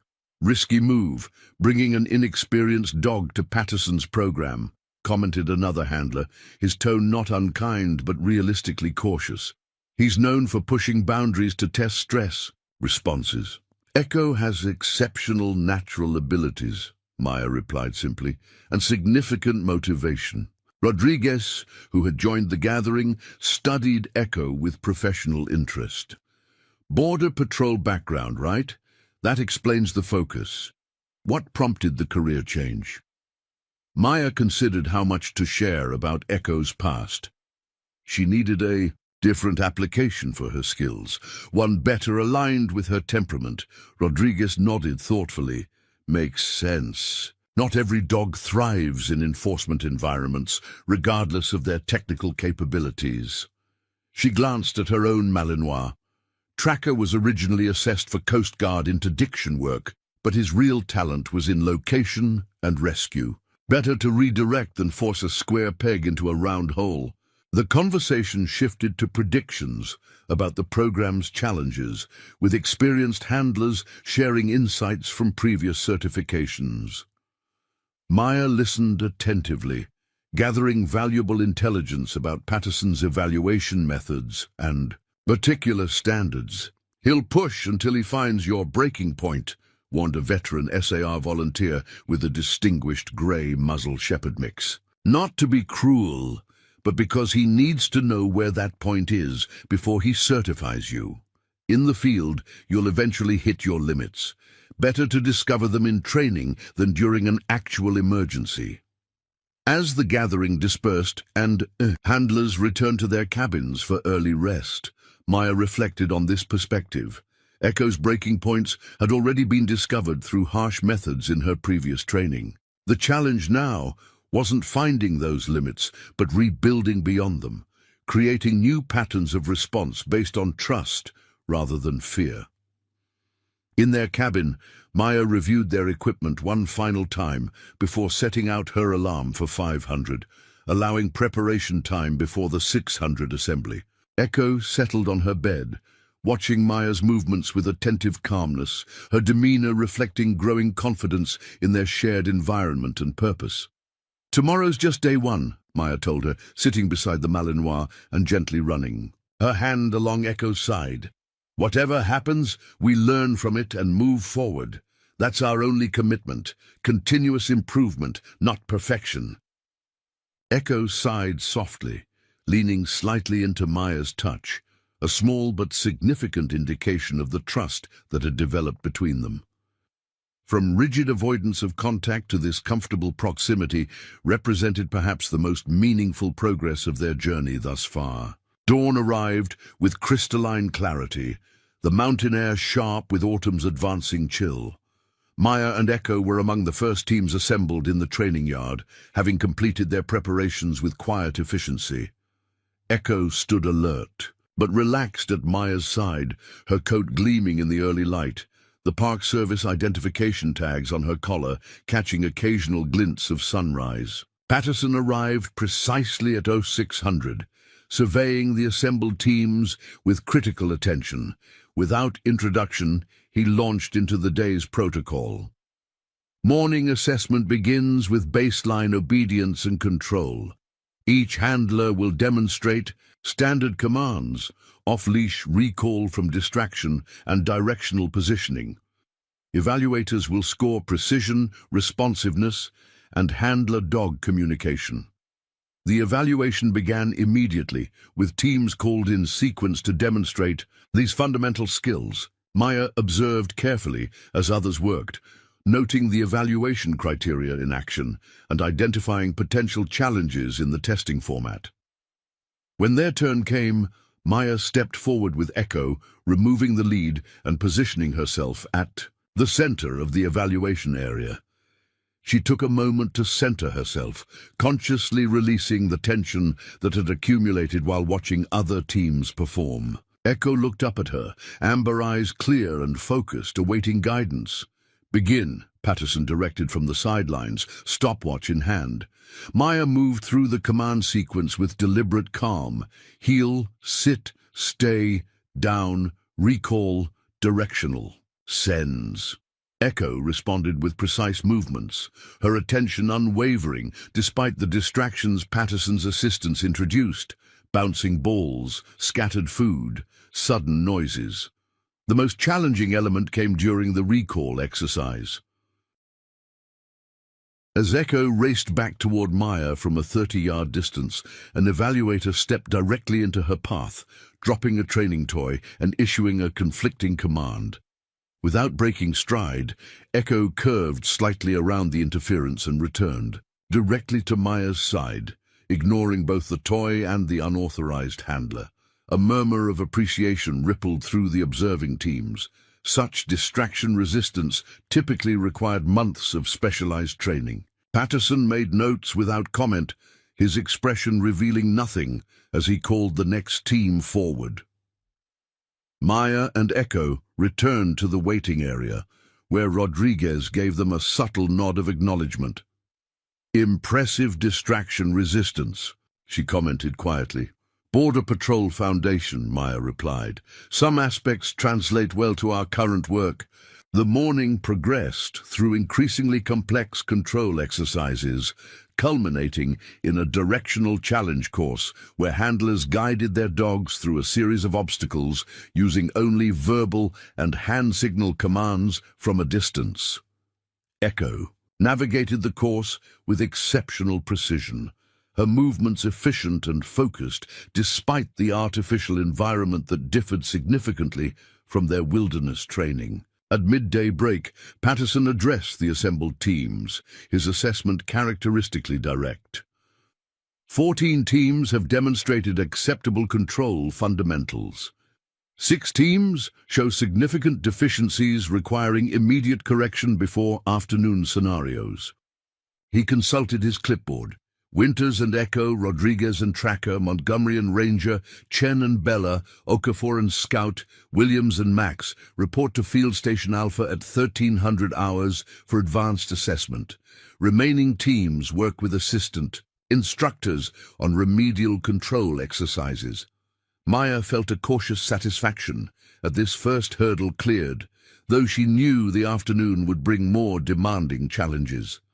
She used the break, to ensure Echo received proper hydration, nutrition, and brief rest, critical foundations for sustained performance. Field Station Alpha was located near a stream junction about a half-mile from the main facility, a realistic outdoor environment rather than the controlled training yard of the morning session. The 6 advanced teams gathered there found Patterson waiting alongside a wilderness paramedic and another evaluator carrying specialized equipment.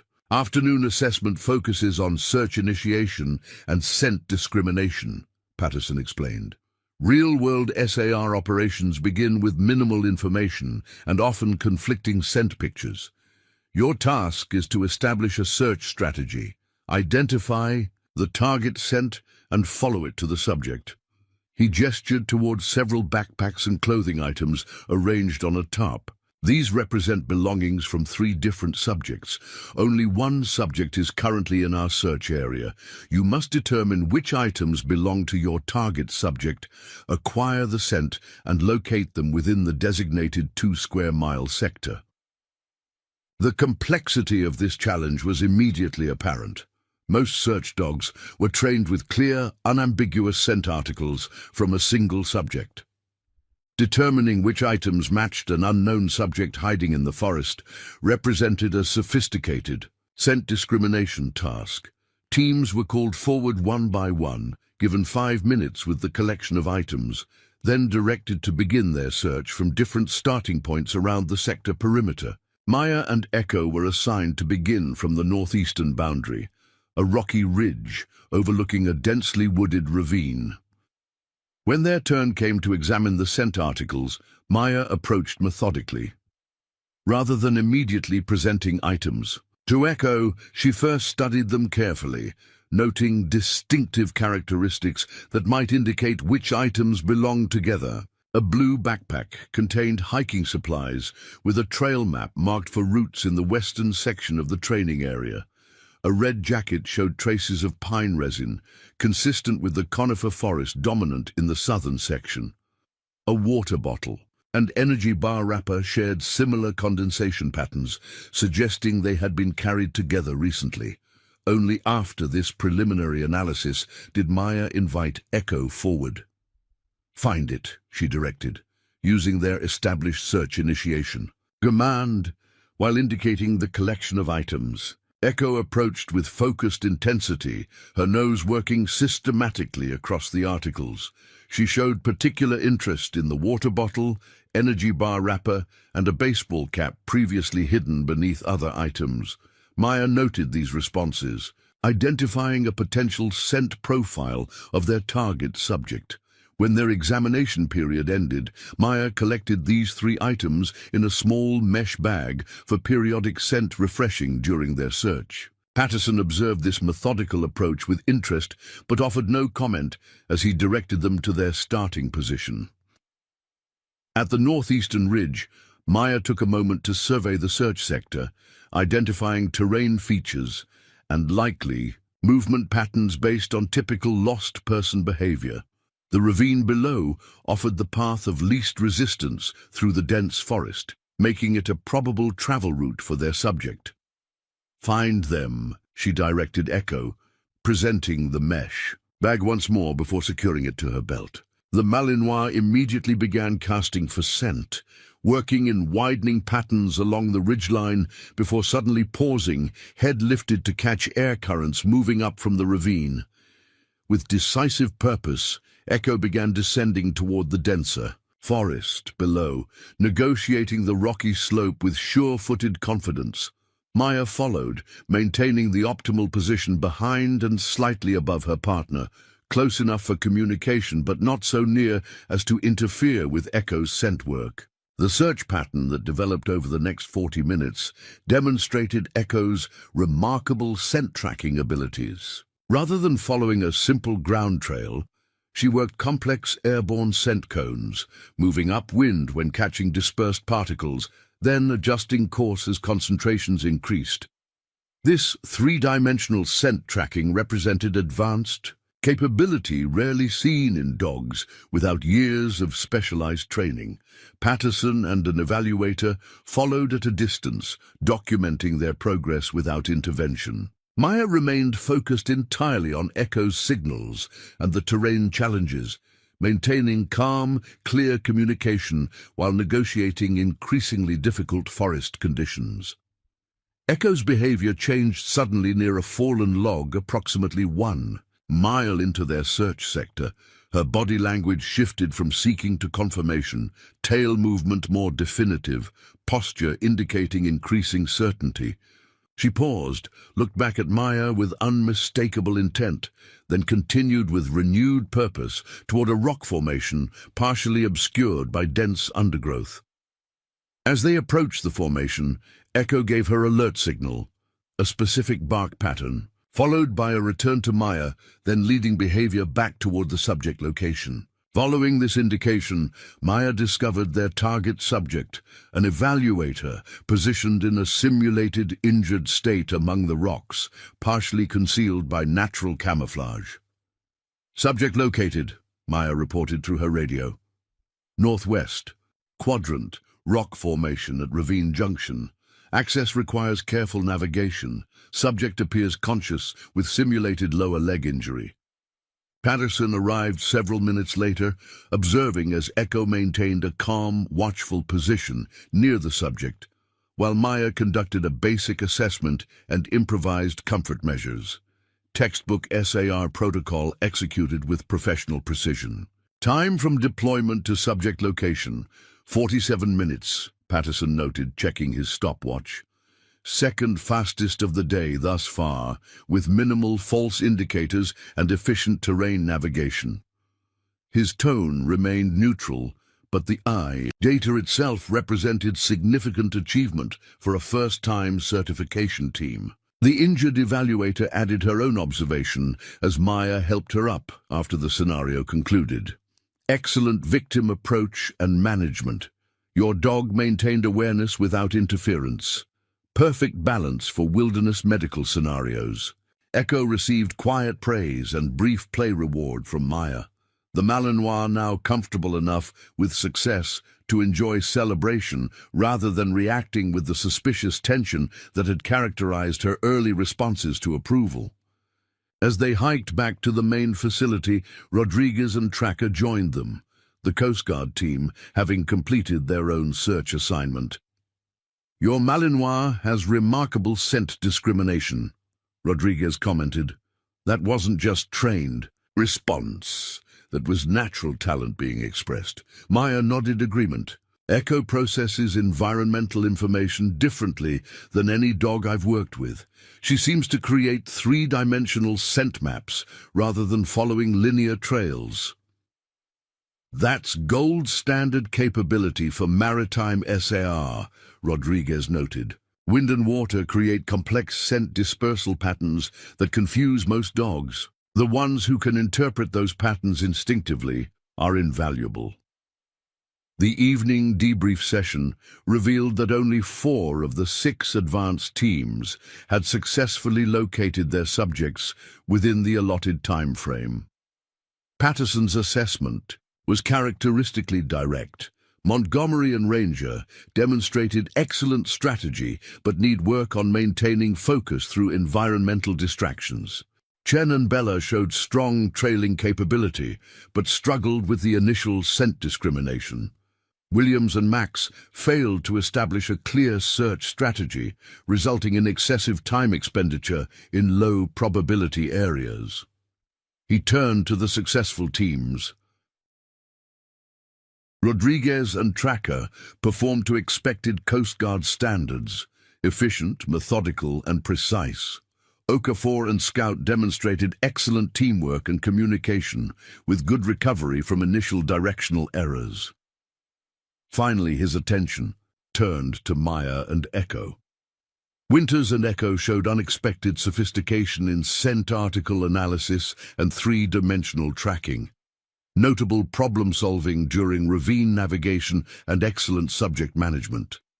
Particularly impressive given their limited time as a working partnership. This qualified praise from Patterson, known for his reluctance to acknowledge achievement before full certification, sent a ripple of surprise through the assembled handlers. Maya maintained professional composure, but she felt a quiet pride in Echo's performance and their growing synchronicity as a team. That night, as handlers prepared for the next day's challenges, Maya sat on the cabin porch with Echo, reviewing their performance while enjoying the pristine mountain darkness. The Malinois leaned comfortably against Maya's leg. Her earlier, rigid vigilance now evolved into relaxed alertness, aware but not anxious, present but not hypervigilant. "You showed them a fraction of what you're capable of today," Maya told her quietly, "but we're pacing ourselves. This is a marathon, not a sprint." Echo sighed contentedly, apparently understanding the balanced perspective Maya offered. Achievement, acknowledged without creating pressure for what lay ahead. This equilibrium between ambition and acceptance had become the foundation of their working relationship, allowing both to perform at their best without the burden of perfectionism. The following days brought escalating challenges designed to test both technical skill and psychological resilience. Water search operations required dogs to locate submerged scent sources and indicate their positions from boats, a particularly demanding task requiring specialized capability. Night operations tested handler-dog communication under conditions of limited visibility and increased anxiety. Complex terrain searches introduced artificial distractions, conflicting scent pictures, and time pressure that mimicked real emergency conditions. Throughout these challenges, Echo demonstrated not just technical proficiency, but remarkable adaptive intelligence. When standard approaches proved insufficient, she developed alternative strategies, working elevated positions to catch air currents. During difficult searches, using terrain features to navigate efficiently during night operations, maintaining focus despite environmental distractions that confounded other dogs. Most significantly, when confronted with triggers that resembled her previous trauma, particularly during a scenario involving simulated gunfire sounds, Echo showed momentary tension, but recovered quickly with Maya's calm support. Rather than shutting down or displaying avoidance behaviors, she processed the stress and returned to task with renewed determination. By the beginning of the program's final week, the original 20 teams had been reduced to 12 still in contention for certification. Echo and Maya had established themselves among the top performers, their scores consistently ranking alongside teams with years more experience and specialized training resources. Patterson's evaluation notes, glimpsed briefly during a review session, contained an observation that captured their unique partnership: exceptional problem-solving capability. Dog shows remarkable resilience, and Handler demonstrates intuitive understanding of canine stress responses. Partnership appears to transcend conventional training methods, suggesting mutual rehabilitation benefits. The certification program's final challenge was designed to integrate all previously tested skills in a comprehensive, multi-day wilderness operation. Teams would deploy into remote sectors with minimal support, locating multiple subjects under challenging environmental conditions while maintaining self-sufficiency and documenting their methodology. The evening before this culminating exercise, Patterson addressed the remaining teams with uncharacteristic solemnity. Tomorrow's assessment replicates actual wilderness emergency conditions. You'll face weather challenges, difficult terrain, limited communication, and scenarios requiring independent judgment. These conditions reveal the difference between teams that perform well in structured training and those ready for real-world deployment. He paused, making eye contact with each handler. This isn't about scores or competition. It's about determining whether you and your partner can be trusted when lives are at stake. Approach tomorrow with that responsibility firmly in mind. Maya spent that evening in methodical preparation, checking equipment, reviewing topographical maps of their assigned sector, ensuring Echo received appropriate rest and nutrition for sustained performance. The Malinois watched these preparations with alert interest, sensing the significance of what lay ahead. "Whatever happens tomorrow," Maya told Echo as they completed their evening routine, "we've already succeeded beyond what anyone expected, including ourselves." Echo responded by pressing her head gently against Maya's hand, a gesture of connection and confidence that would have been unimaginable during their first tentative days together. The traumatized, withdrawn dog from the auction had transformed into a capable, confident partner who faced challenges with determination rather than fear. Dawn broke with ominous weather conditions, low clouds shrouding the mountains, intermittent rain, and dropping temperatures that promised increasing difficulty as teams deployed to their assigned sectors. Maya and Echo were tasked with the northeastern wilderness area, rugged terrain featuring steep ravines, dense forest, and limited trail access. Their mission briefing outlined 3 subjects hidden within their sector: one simulating an injured hiker with limited mobility, another representing a disoriented individual who had wandered from a marked trail, and a third playing the role of a hypothermic subject with decreasing responsiveness. "Environmental conditions will deteriorate throughout the day," Patterson warned during the briefing. "Temperatures dropping, precipitation increasing, visibility decreasing. Plan your search strategy accordingly and maintain safety protocols at all times." The teams deployed at staggered intervals, each entering their sectors from different access points to prevent cross-contamination of search areas. Maya and Echo began their operation from a remote trailhead, immediately facing the challenge of heavy mist that limited visibility and dampened scent dispersion. "These conditions actually play to your strengths," Maya told Echo as they prepared to begin their search. "Most dogs will struggle with diminished ground scent, but you work air scent patterns that persist even in moisture." Echo seemed to comprehend this assessment, her posture reflecting focused readiness rather than concern about the challenging conditions. When Maya gave the search initiation command, the Malinois began working with methodical precision, establishing a systematic pattern that accounted for weather influences on scent movement. Their first subject, the simulated injured hiker, was located within 90 minutes, positioned in a difficult-to-access ravine that required careful navigation. Echo's alert was clear and definitive, her behavior with the injured subject demonstrating the perfect balance of attention without interference that search dogs needed during medical scenarios. Maya documented their find, provided the appropriate simulated emergency care, and marked the location before continuing their search, executing textbook SAR protocol while maintaining communication with the central command post despite deteriorating conditions. The weather worsened as they progressed deeper into their sector, rain becoming steady, temperature dropping noticeably, visibility reduced to less than 50 yards in some areas. These conditions would challenge even experienced wilderness teams, testing not just search capability, but core outdoor skills and judgment. Their second subject, the disoriented individual, presented a more complex challenge. Unlike the stationary injured subject, this person had created a wandering trail of scent that Echo needed to follow through increasingly difficult terrain.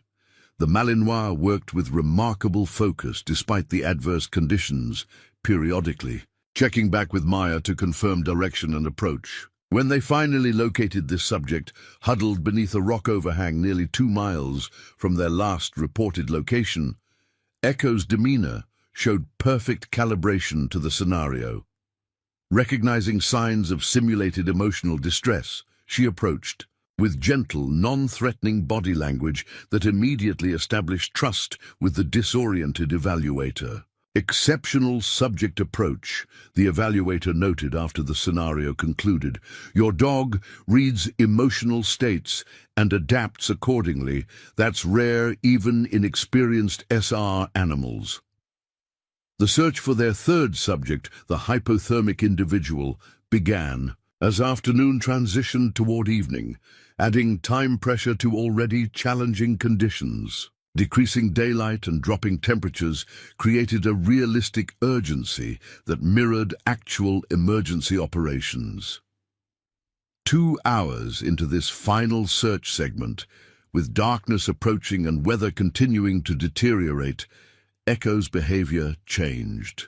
Noticeably, rather than her methodical search pattern, she suddenly altered direction, moving with increased purpose toward a dense thicket approximately half a mile from their current position. Maya trusted this change without question, following Echo's lead even though it diverged from their planned search grid. The Malinois moved with unwavering certainty, navigating increasingly difficult terrain with determination that suggested absolute confidence in her scent detection. When Echo gave her alert bark, Maya discovered their third subject concealed, within thick underbrush, positioned to be exceptionally difficult to locate visually. The evaluator was impressed not just with the find itself, but with Maya's trust in Echo's sudden directional change. Most handlers would have redirected back to their planned grid, he noted.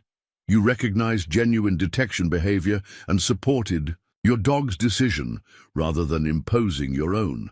That's advanced handling technique. With all 3 subjects located and their assigned tasks complete, Maya and Echo began the challenging return journey to base camp. Darkness had fallen completely. Rain continued steadily, and temperatures hovered just above freezing, conditions that would test their wilderness navigation and survival skills as thoroughly as their search capabilities. Echo moved confidently through the darkness, her night navigation abilities proving exceptional even by working dog standards.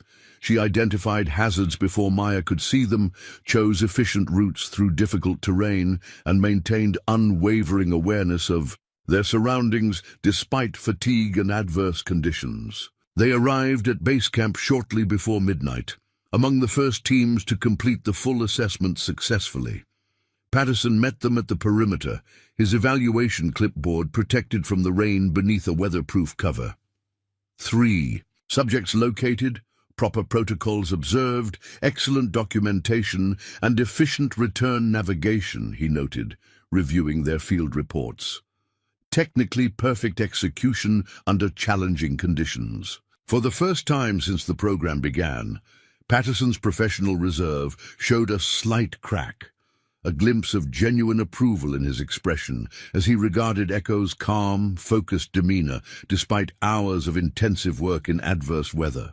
Get some rest, he directed. Final evaluations and certification announcements tomorrow at 1,000 hours.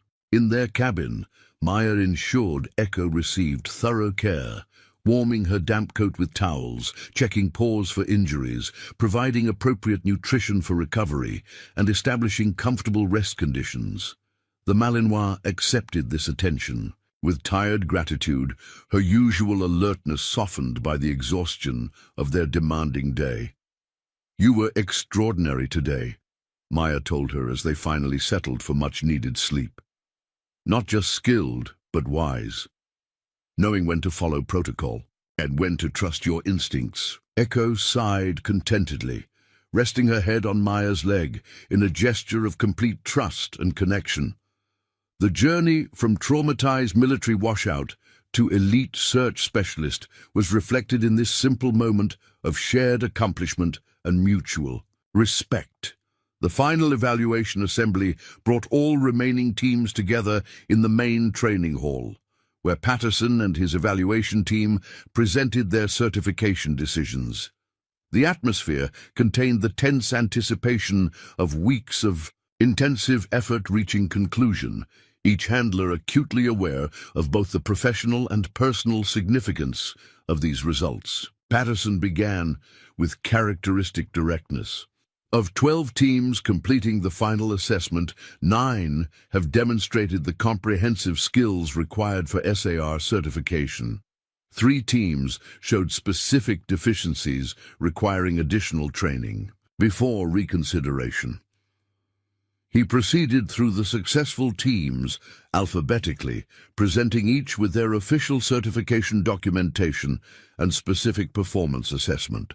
When he reached the end of this process, he paused, creating a moment of heightened attention. "Finally, we have one team that warrants special recognition," Patterson announced.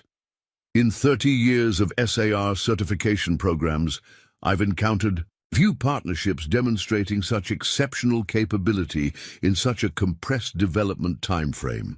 He turned toward Maya and Echo, his typically austere expression softened by genuine professional respect. Ranger, Winters, and Echo have not merely met certification standards, but established performance benchmarks in multiple assessment categories. Their search efficiency, scent discrimination, problem-solving, and team communication demonstrated master-level capability despite their remarkably brief partnership. The assembled handlers and evaluators responded with respectful applause as Patterson presented Maya with not just standard certification, but the program's rarely awarded distinguished team recognition, an honor typically reserved for partnerships with years of proven field experience. "Thank you," Maya acknowledged simply, one hand resting lightly on Echo's head as the Malinois sat perfectly positioned beside her, amber eyes clear and focused despite the attention directed their way. As teams began dispersing following the ceremony, Rodriguez approached with Tracker at her side. "Congratulations on the distinguished team recognition," she said warmly. "Well deserved, especially considering where Echo started. Not many handlers could have facilitated that transformation." "Echo did the hard work," Maya replied, deflecting personal credit in a way that characterized her approach throughout the program. "She always had the capabilities, just needed the right application." "For them," Rodriguez smiled knowingly, "the dog can only perform to the level the handler enables. You gave her exactly what she needed to reclaim her potential." Patterson joined their conversation, his clipboard replaced by a folder containing official certification documentation. "Winters, I'd like a word before you depart." When Rodriguez tactfully moved away, Patterson addressed Maya directly. "Your partnership with Echo represents something significant beyond this certification. You've demonstrated that properly rehabilitated military and enforcement dogs can excel in humanitarian applications, often bringing specialized capabilities unavailable in traditional SAR breeding programs." He extended the folder which Maya discovered contained not just their certification documents, but additional materials. "I've included contact information for the Veteran K9 Transition Project, a program specializing in retraining former military and enforcement dogs for search and rescue, therapy, and civilian service applications. They're seeking regional training coordinators for the Pacific Northwest." Maya accepted the materials with measured appreciation, recognizing the significant professional opportunity being presented. "Thank you. I'll review this carefully." Patterson nodded, maintaining his professional demeanor despite the uncharacteristic recommendation. "What you and Echo have accomplished in weeks typically requires years. There are other dogs like her in the system, capable animals discarded because they didn't fit rigid program parameters or experienced trauma during inappropriate training. They deserve the same opportunity Echo received." With this, unexpectedly, personal statement, Patterson returned to his duties, leaving Maya with both certification achievement and a potential new direction for her professional future. As they prepared to depart Hurricane Ridge the following morning, Maya reflected on the journey that had brought them to this moment. The frightened, withdrawn Malinois from the government auction had transformed into a confident, capable search specialist recognized at the highest professional level. The wounded ranger, who had questioned her own judgment after the landslide tragedy, had reclaimed her purpose and expertise through this unexpected partnership. Echo sat in the passenger seat as they drove down from the mountain facility, her posture reflecting the balanced awareness of a dog comfortable in both her capabilities and environment. She watched the changing landscape with alert interest, rather than hypervigilant tension, secure in her partnership and purpose. "We're heading home with more than certification," Maya told her as they navigated the winding mountain road. "We're bringing possibility for ourselves and maybe for others like you." Echo turned from the window to meet Maya's glance. Amber, eyes reflecting intelligence and connection that transcended their brief time together. In that exchanged look lived the truth at the heart of their journey, that healing came not just from safety or care, but from purpose and contribution, from transforming wounds into wisdom that served something greater than self. The road ahead curved toward Olympic National Park, where their newly certified partnership would soon be tested in real emergency operations. Beyond that immediate future stretched broader possibilities, suggested by Patterson's recognition and recommendation, opportunities to extend their journey's impact beyond their individual story. But for this moment, on this mountain road with autumn light illuminating forests preparing for winter's approach, Maya and Echo existed simply as partners who had found in each other exactly what each needed to become their fullest selves. The rejected military dog and the wounded ranger had discovered that their broken places, when properly understood and honored, could become foundations for extraordinary capability and connection. And in that discovery lay inspiration for anyone who had ever been discarded, damaged, or deemed deficient by systems too rigid to recognize different forms of potential, the truth that limitations often concealed unique gifts awaiting the right conditions to emerge. The return to Olympic National Park brought a hero's welcome that neither Maya nor Echo had anticipated. Word of their distinguished team certification had traveled ahead of them, prompting a small gathering of park staff at the East District Ranger Station when they arrived. Marcus stood at the center of the assembled rangers, his typically reserved expression softened with genuine approval.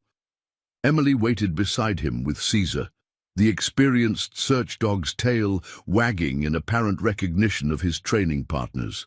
"Return. Distinguished Team Certification," Marcus announced as Maya parked her truck, "only the second from our district in 15 years. The small crowd of rangers broke into applause as Maya and Echo emerged from the vehicle. Echo handled the unexpected attention with remarkable poise, staying close to Maya's side without showing the defensive tension that would have characterized her response just weeks earlier. "Patterson called ahead," Marcus continued as they approached. "Said your performance redefined his expectations for first certification teams. Coming from him, that's unprecedented praise." Maya acknowledged this recognition with professional composure, though the quiet pride in her expression was unmistakable. "Echo deserves the credit. Her capabilities are extraordinary when properly directed." "The capabilities and the direction both matter," Marcus replied, his tone reflecting deeper understanding than his typically practical demeanor suggested. One without the other wouldn't have produced these results. The informal celebration continued inside the station, where a special area had been prepared in the operations room, a professional-grade search dog station with Echo's name already mounted on the dedicated equipment cabinet. This permanent acknowledgement of their team's status represented significant commitment from the Park Service Administration. "We've adjusted the winter emergency response roster to include your team as primary SAR resource," Marcus explained, handing Maya the updated schedule. 4 on-call rotations monthly, with additional deployment as needed for complex operations. Standard SAR compensation applies for emergency responses beyond regular patrol duties. This practical recognition, structured responsibilities, proper equipment, and appropriate compensation meant more to Maya than ceremonial acknowledgement. It represented institutional validation of Echo's place within the park service system, a professional identity beyond rehabilitation project or personal rescue. Dr. Ahmadi joined the gathering later that afternoon, having driven from her clinic specifically to welcome them home. Her experienced evaluation of Echo revealed significant progress beyond the physical and psychological baseline established during their earlier sessions. "The transformation is remarkable," the veterinarian noted as she completed her assessment. "Muscle tone, coat condition, alert responses, all showing optimal development. Most significantly, her stress indicators have diminished substantially. Baseline cortisol is approaching normal range based on physical markers." She turned to Maya with professional appreciation. "Whatever approach you've developed is working at both physiological and psychological levels. Echo's not just functioning, she's thriving." That evening, in the familiar comfort of their cabin, Maya reviewed the materials Patterson had provided about the Veteran Canine Transition Project. The program's mission aligned perfectly with her experience, identifying service dogs with potential for civilian applications, developing rehabilitation protocols for different trauma backgrounds, and creating training methodologies that honored each animal's unique capabilities rather than forcing standardized approaches. Echo watched Maya's review with apparent interest, her amber eyes tracking between the documents and Maya's face as if understanding the significance of these possibilities. When Maya finally set the materials aside, Echo approached and rested, her head on Maya's knee, a gesture of connection that had become their shared language of trust. "We've got decisions ahead," Maya told her, gently stroking her ears, "but tonight we just appreciate how far we've come."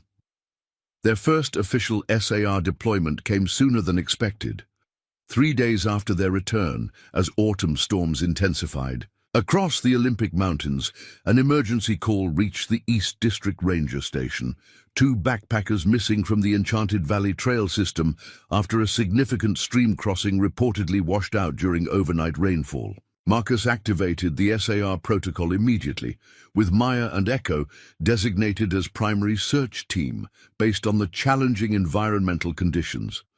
Emily and Caesar would serve as secondary team approaching from the opposite access point, while additional ranger support managed base operations and family liaison.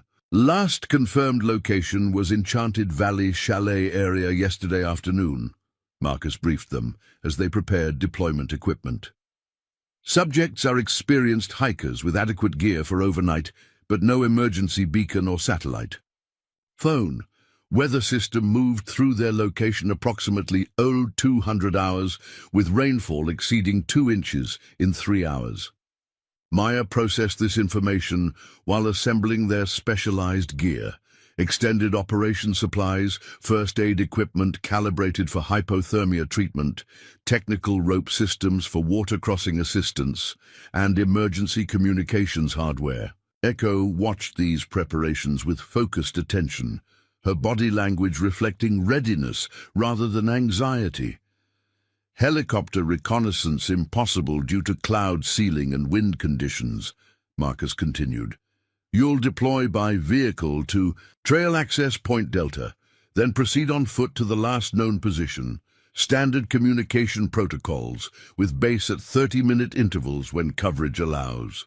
As Maya loaded gear into her truck, Emily approached with Caesar, both already prepared for their parallel deployment. "First official operation with your distinguished team certification," she noted with a smile that balanced encouragement with appropriate gravity for the situation. "How's Echo handling the pre-deployment energy?" Maya glanced at the Malinois, who sat alertly in the passenger seat, watching their preparation with steady focus. Completely centered, she recognizes the difference between training and actual operation. Emily nodded approval. Caesar was keyed up for weeks after his first certification. Echo's composure is remarkable, given her background and limited experience. The drive to Trail Access Point Delta took them through increasingly severe weather conditions. Wind-driven rain, reducing visibility, occasional debris on Forest Service roads, requiring careful navigation, temperature readings dropping toward conditions conducive to hypothermia risk for their missing subjects. Throughout the challenging journey, Echo maintained calm vigilance, occasionally checking Maya's face as if confirming their shared purpose, despite the adverse conditions. This quiet confidence represented extraordinary progress from the traumatized animal who had flinched at sudden movements and regarded every new situation with suspicious hypervigilance. At the trailhead, Maya conducted final equipment checks before securing the vehicle. Echo waited patiently during these preparations, but her body language had shifted subtly into operational mode. Alert posture, focused attention, periodic environmental scans indicating her transition from companion to working partner. "This is a real search," Maya told her as they prepared to begin the trail approach. "2 people missing since yesterday, likely cold and disoriented, weather conditions deteriorating. Primary risk is hypothermia and possible injury from stream crossing attempt." Echo's attention intensified at this briefing, her eyes locked on Maya's face, as if processing specific operational parameters rather than just responding to general commands. When Maya presented the topographical map with the search sector highlighted, Echo studied it with remarkable focus before returning her attention to Maya for further instruction. "Find them," Maya directed, using their established search initiation command while presenting a general population scent article, a technique that oriented Echo toward human subjects without specific individual scent profile. The Malinois immediately transitioned to search behavior, moving ahead of Maya on the trail while maintaining operational proximity, close enough for communication but with sufficient distance to effectively sample environmental scent conditions. The hike to the subject's last known position challenged both handler and dog. Trail conditions had deteriorated significantly during the overnight storms, with multiple blowdowns requiring careful navigation and several minor stream crossings, presenting slippery rock hazards. Echo moved through these obstacles with exceptional awareness, occasionally pausing to indicate optimal routes or potential hazards before Maya could identify them visually. 3 miles into their approach, they encountered the reported washout, a previously manageable stream crossing, now transformed into a churning, debris-filled current approximately 15 feet across. The designated trail crossing had been completely undermined, with evidence of recent bank collapse visible along both shores. Maya documented this condition with her field camera, transmitting the images to base operations when communications coverage allowed. "Confirmed trail washout at mile marker 3-4, she reported. "Evidence of significant water volume increase and bank destabilization. No sign of subject crossing attempt at designated trail point." Echo had already begun working the near bank independently, her nose tracking methodically along the stream edge in both directions from the trail intersection. Approximately 30 yards downstream, her behavior changed noticeably. More focused attention, tail position indicating interest in a specific location. Up next, you've got 2 more standout stories right on your screen. If this one hit the mark, you won't want to pass these up. Just click and check them out. And don't forget to subscribe and turn on the notification bell so you don't miss any upload from us.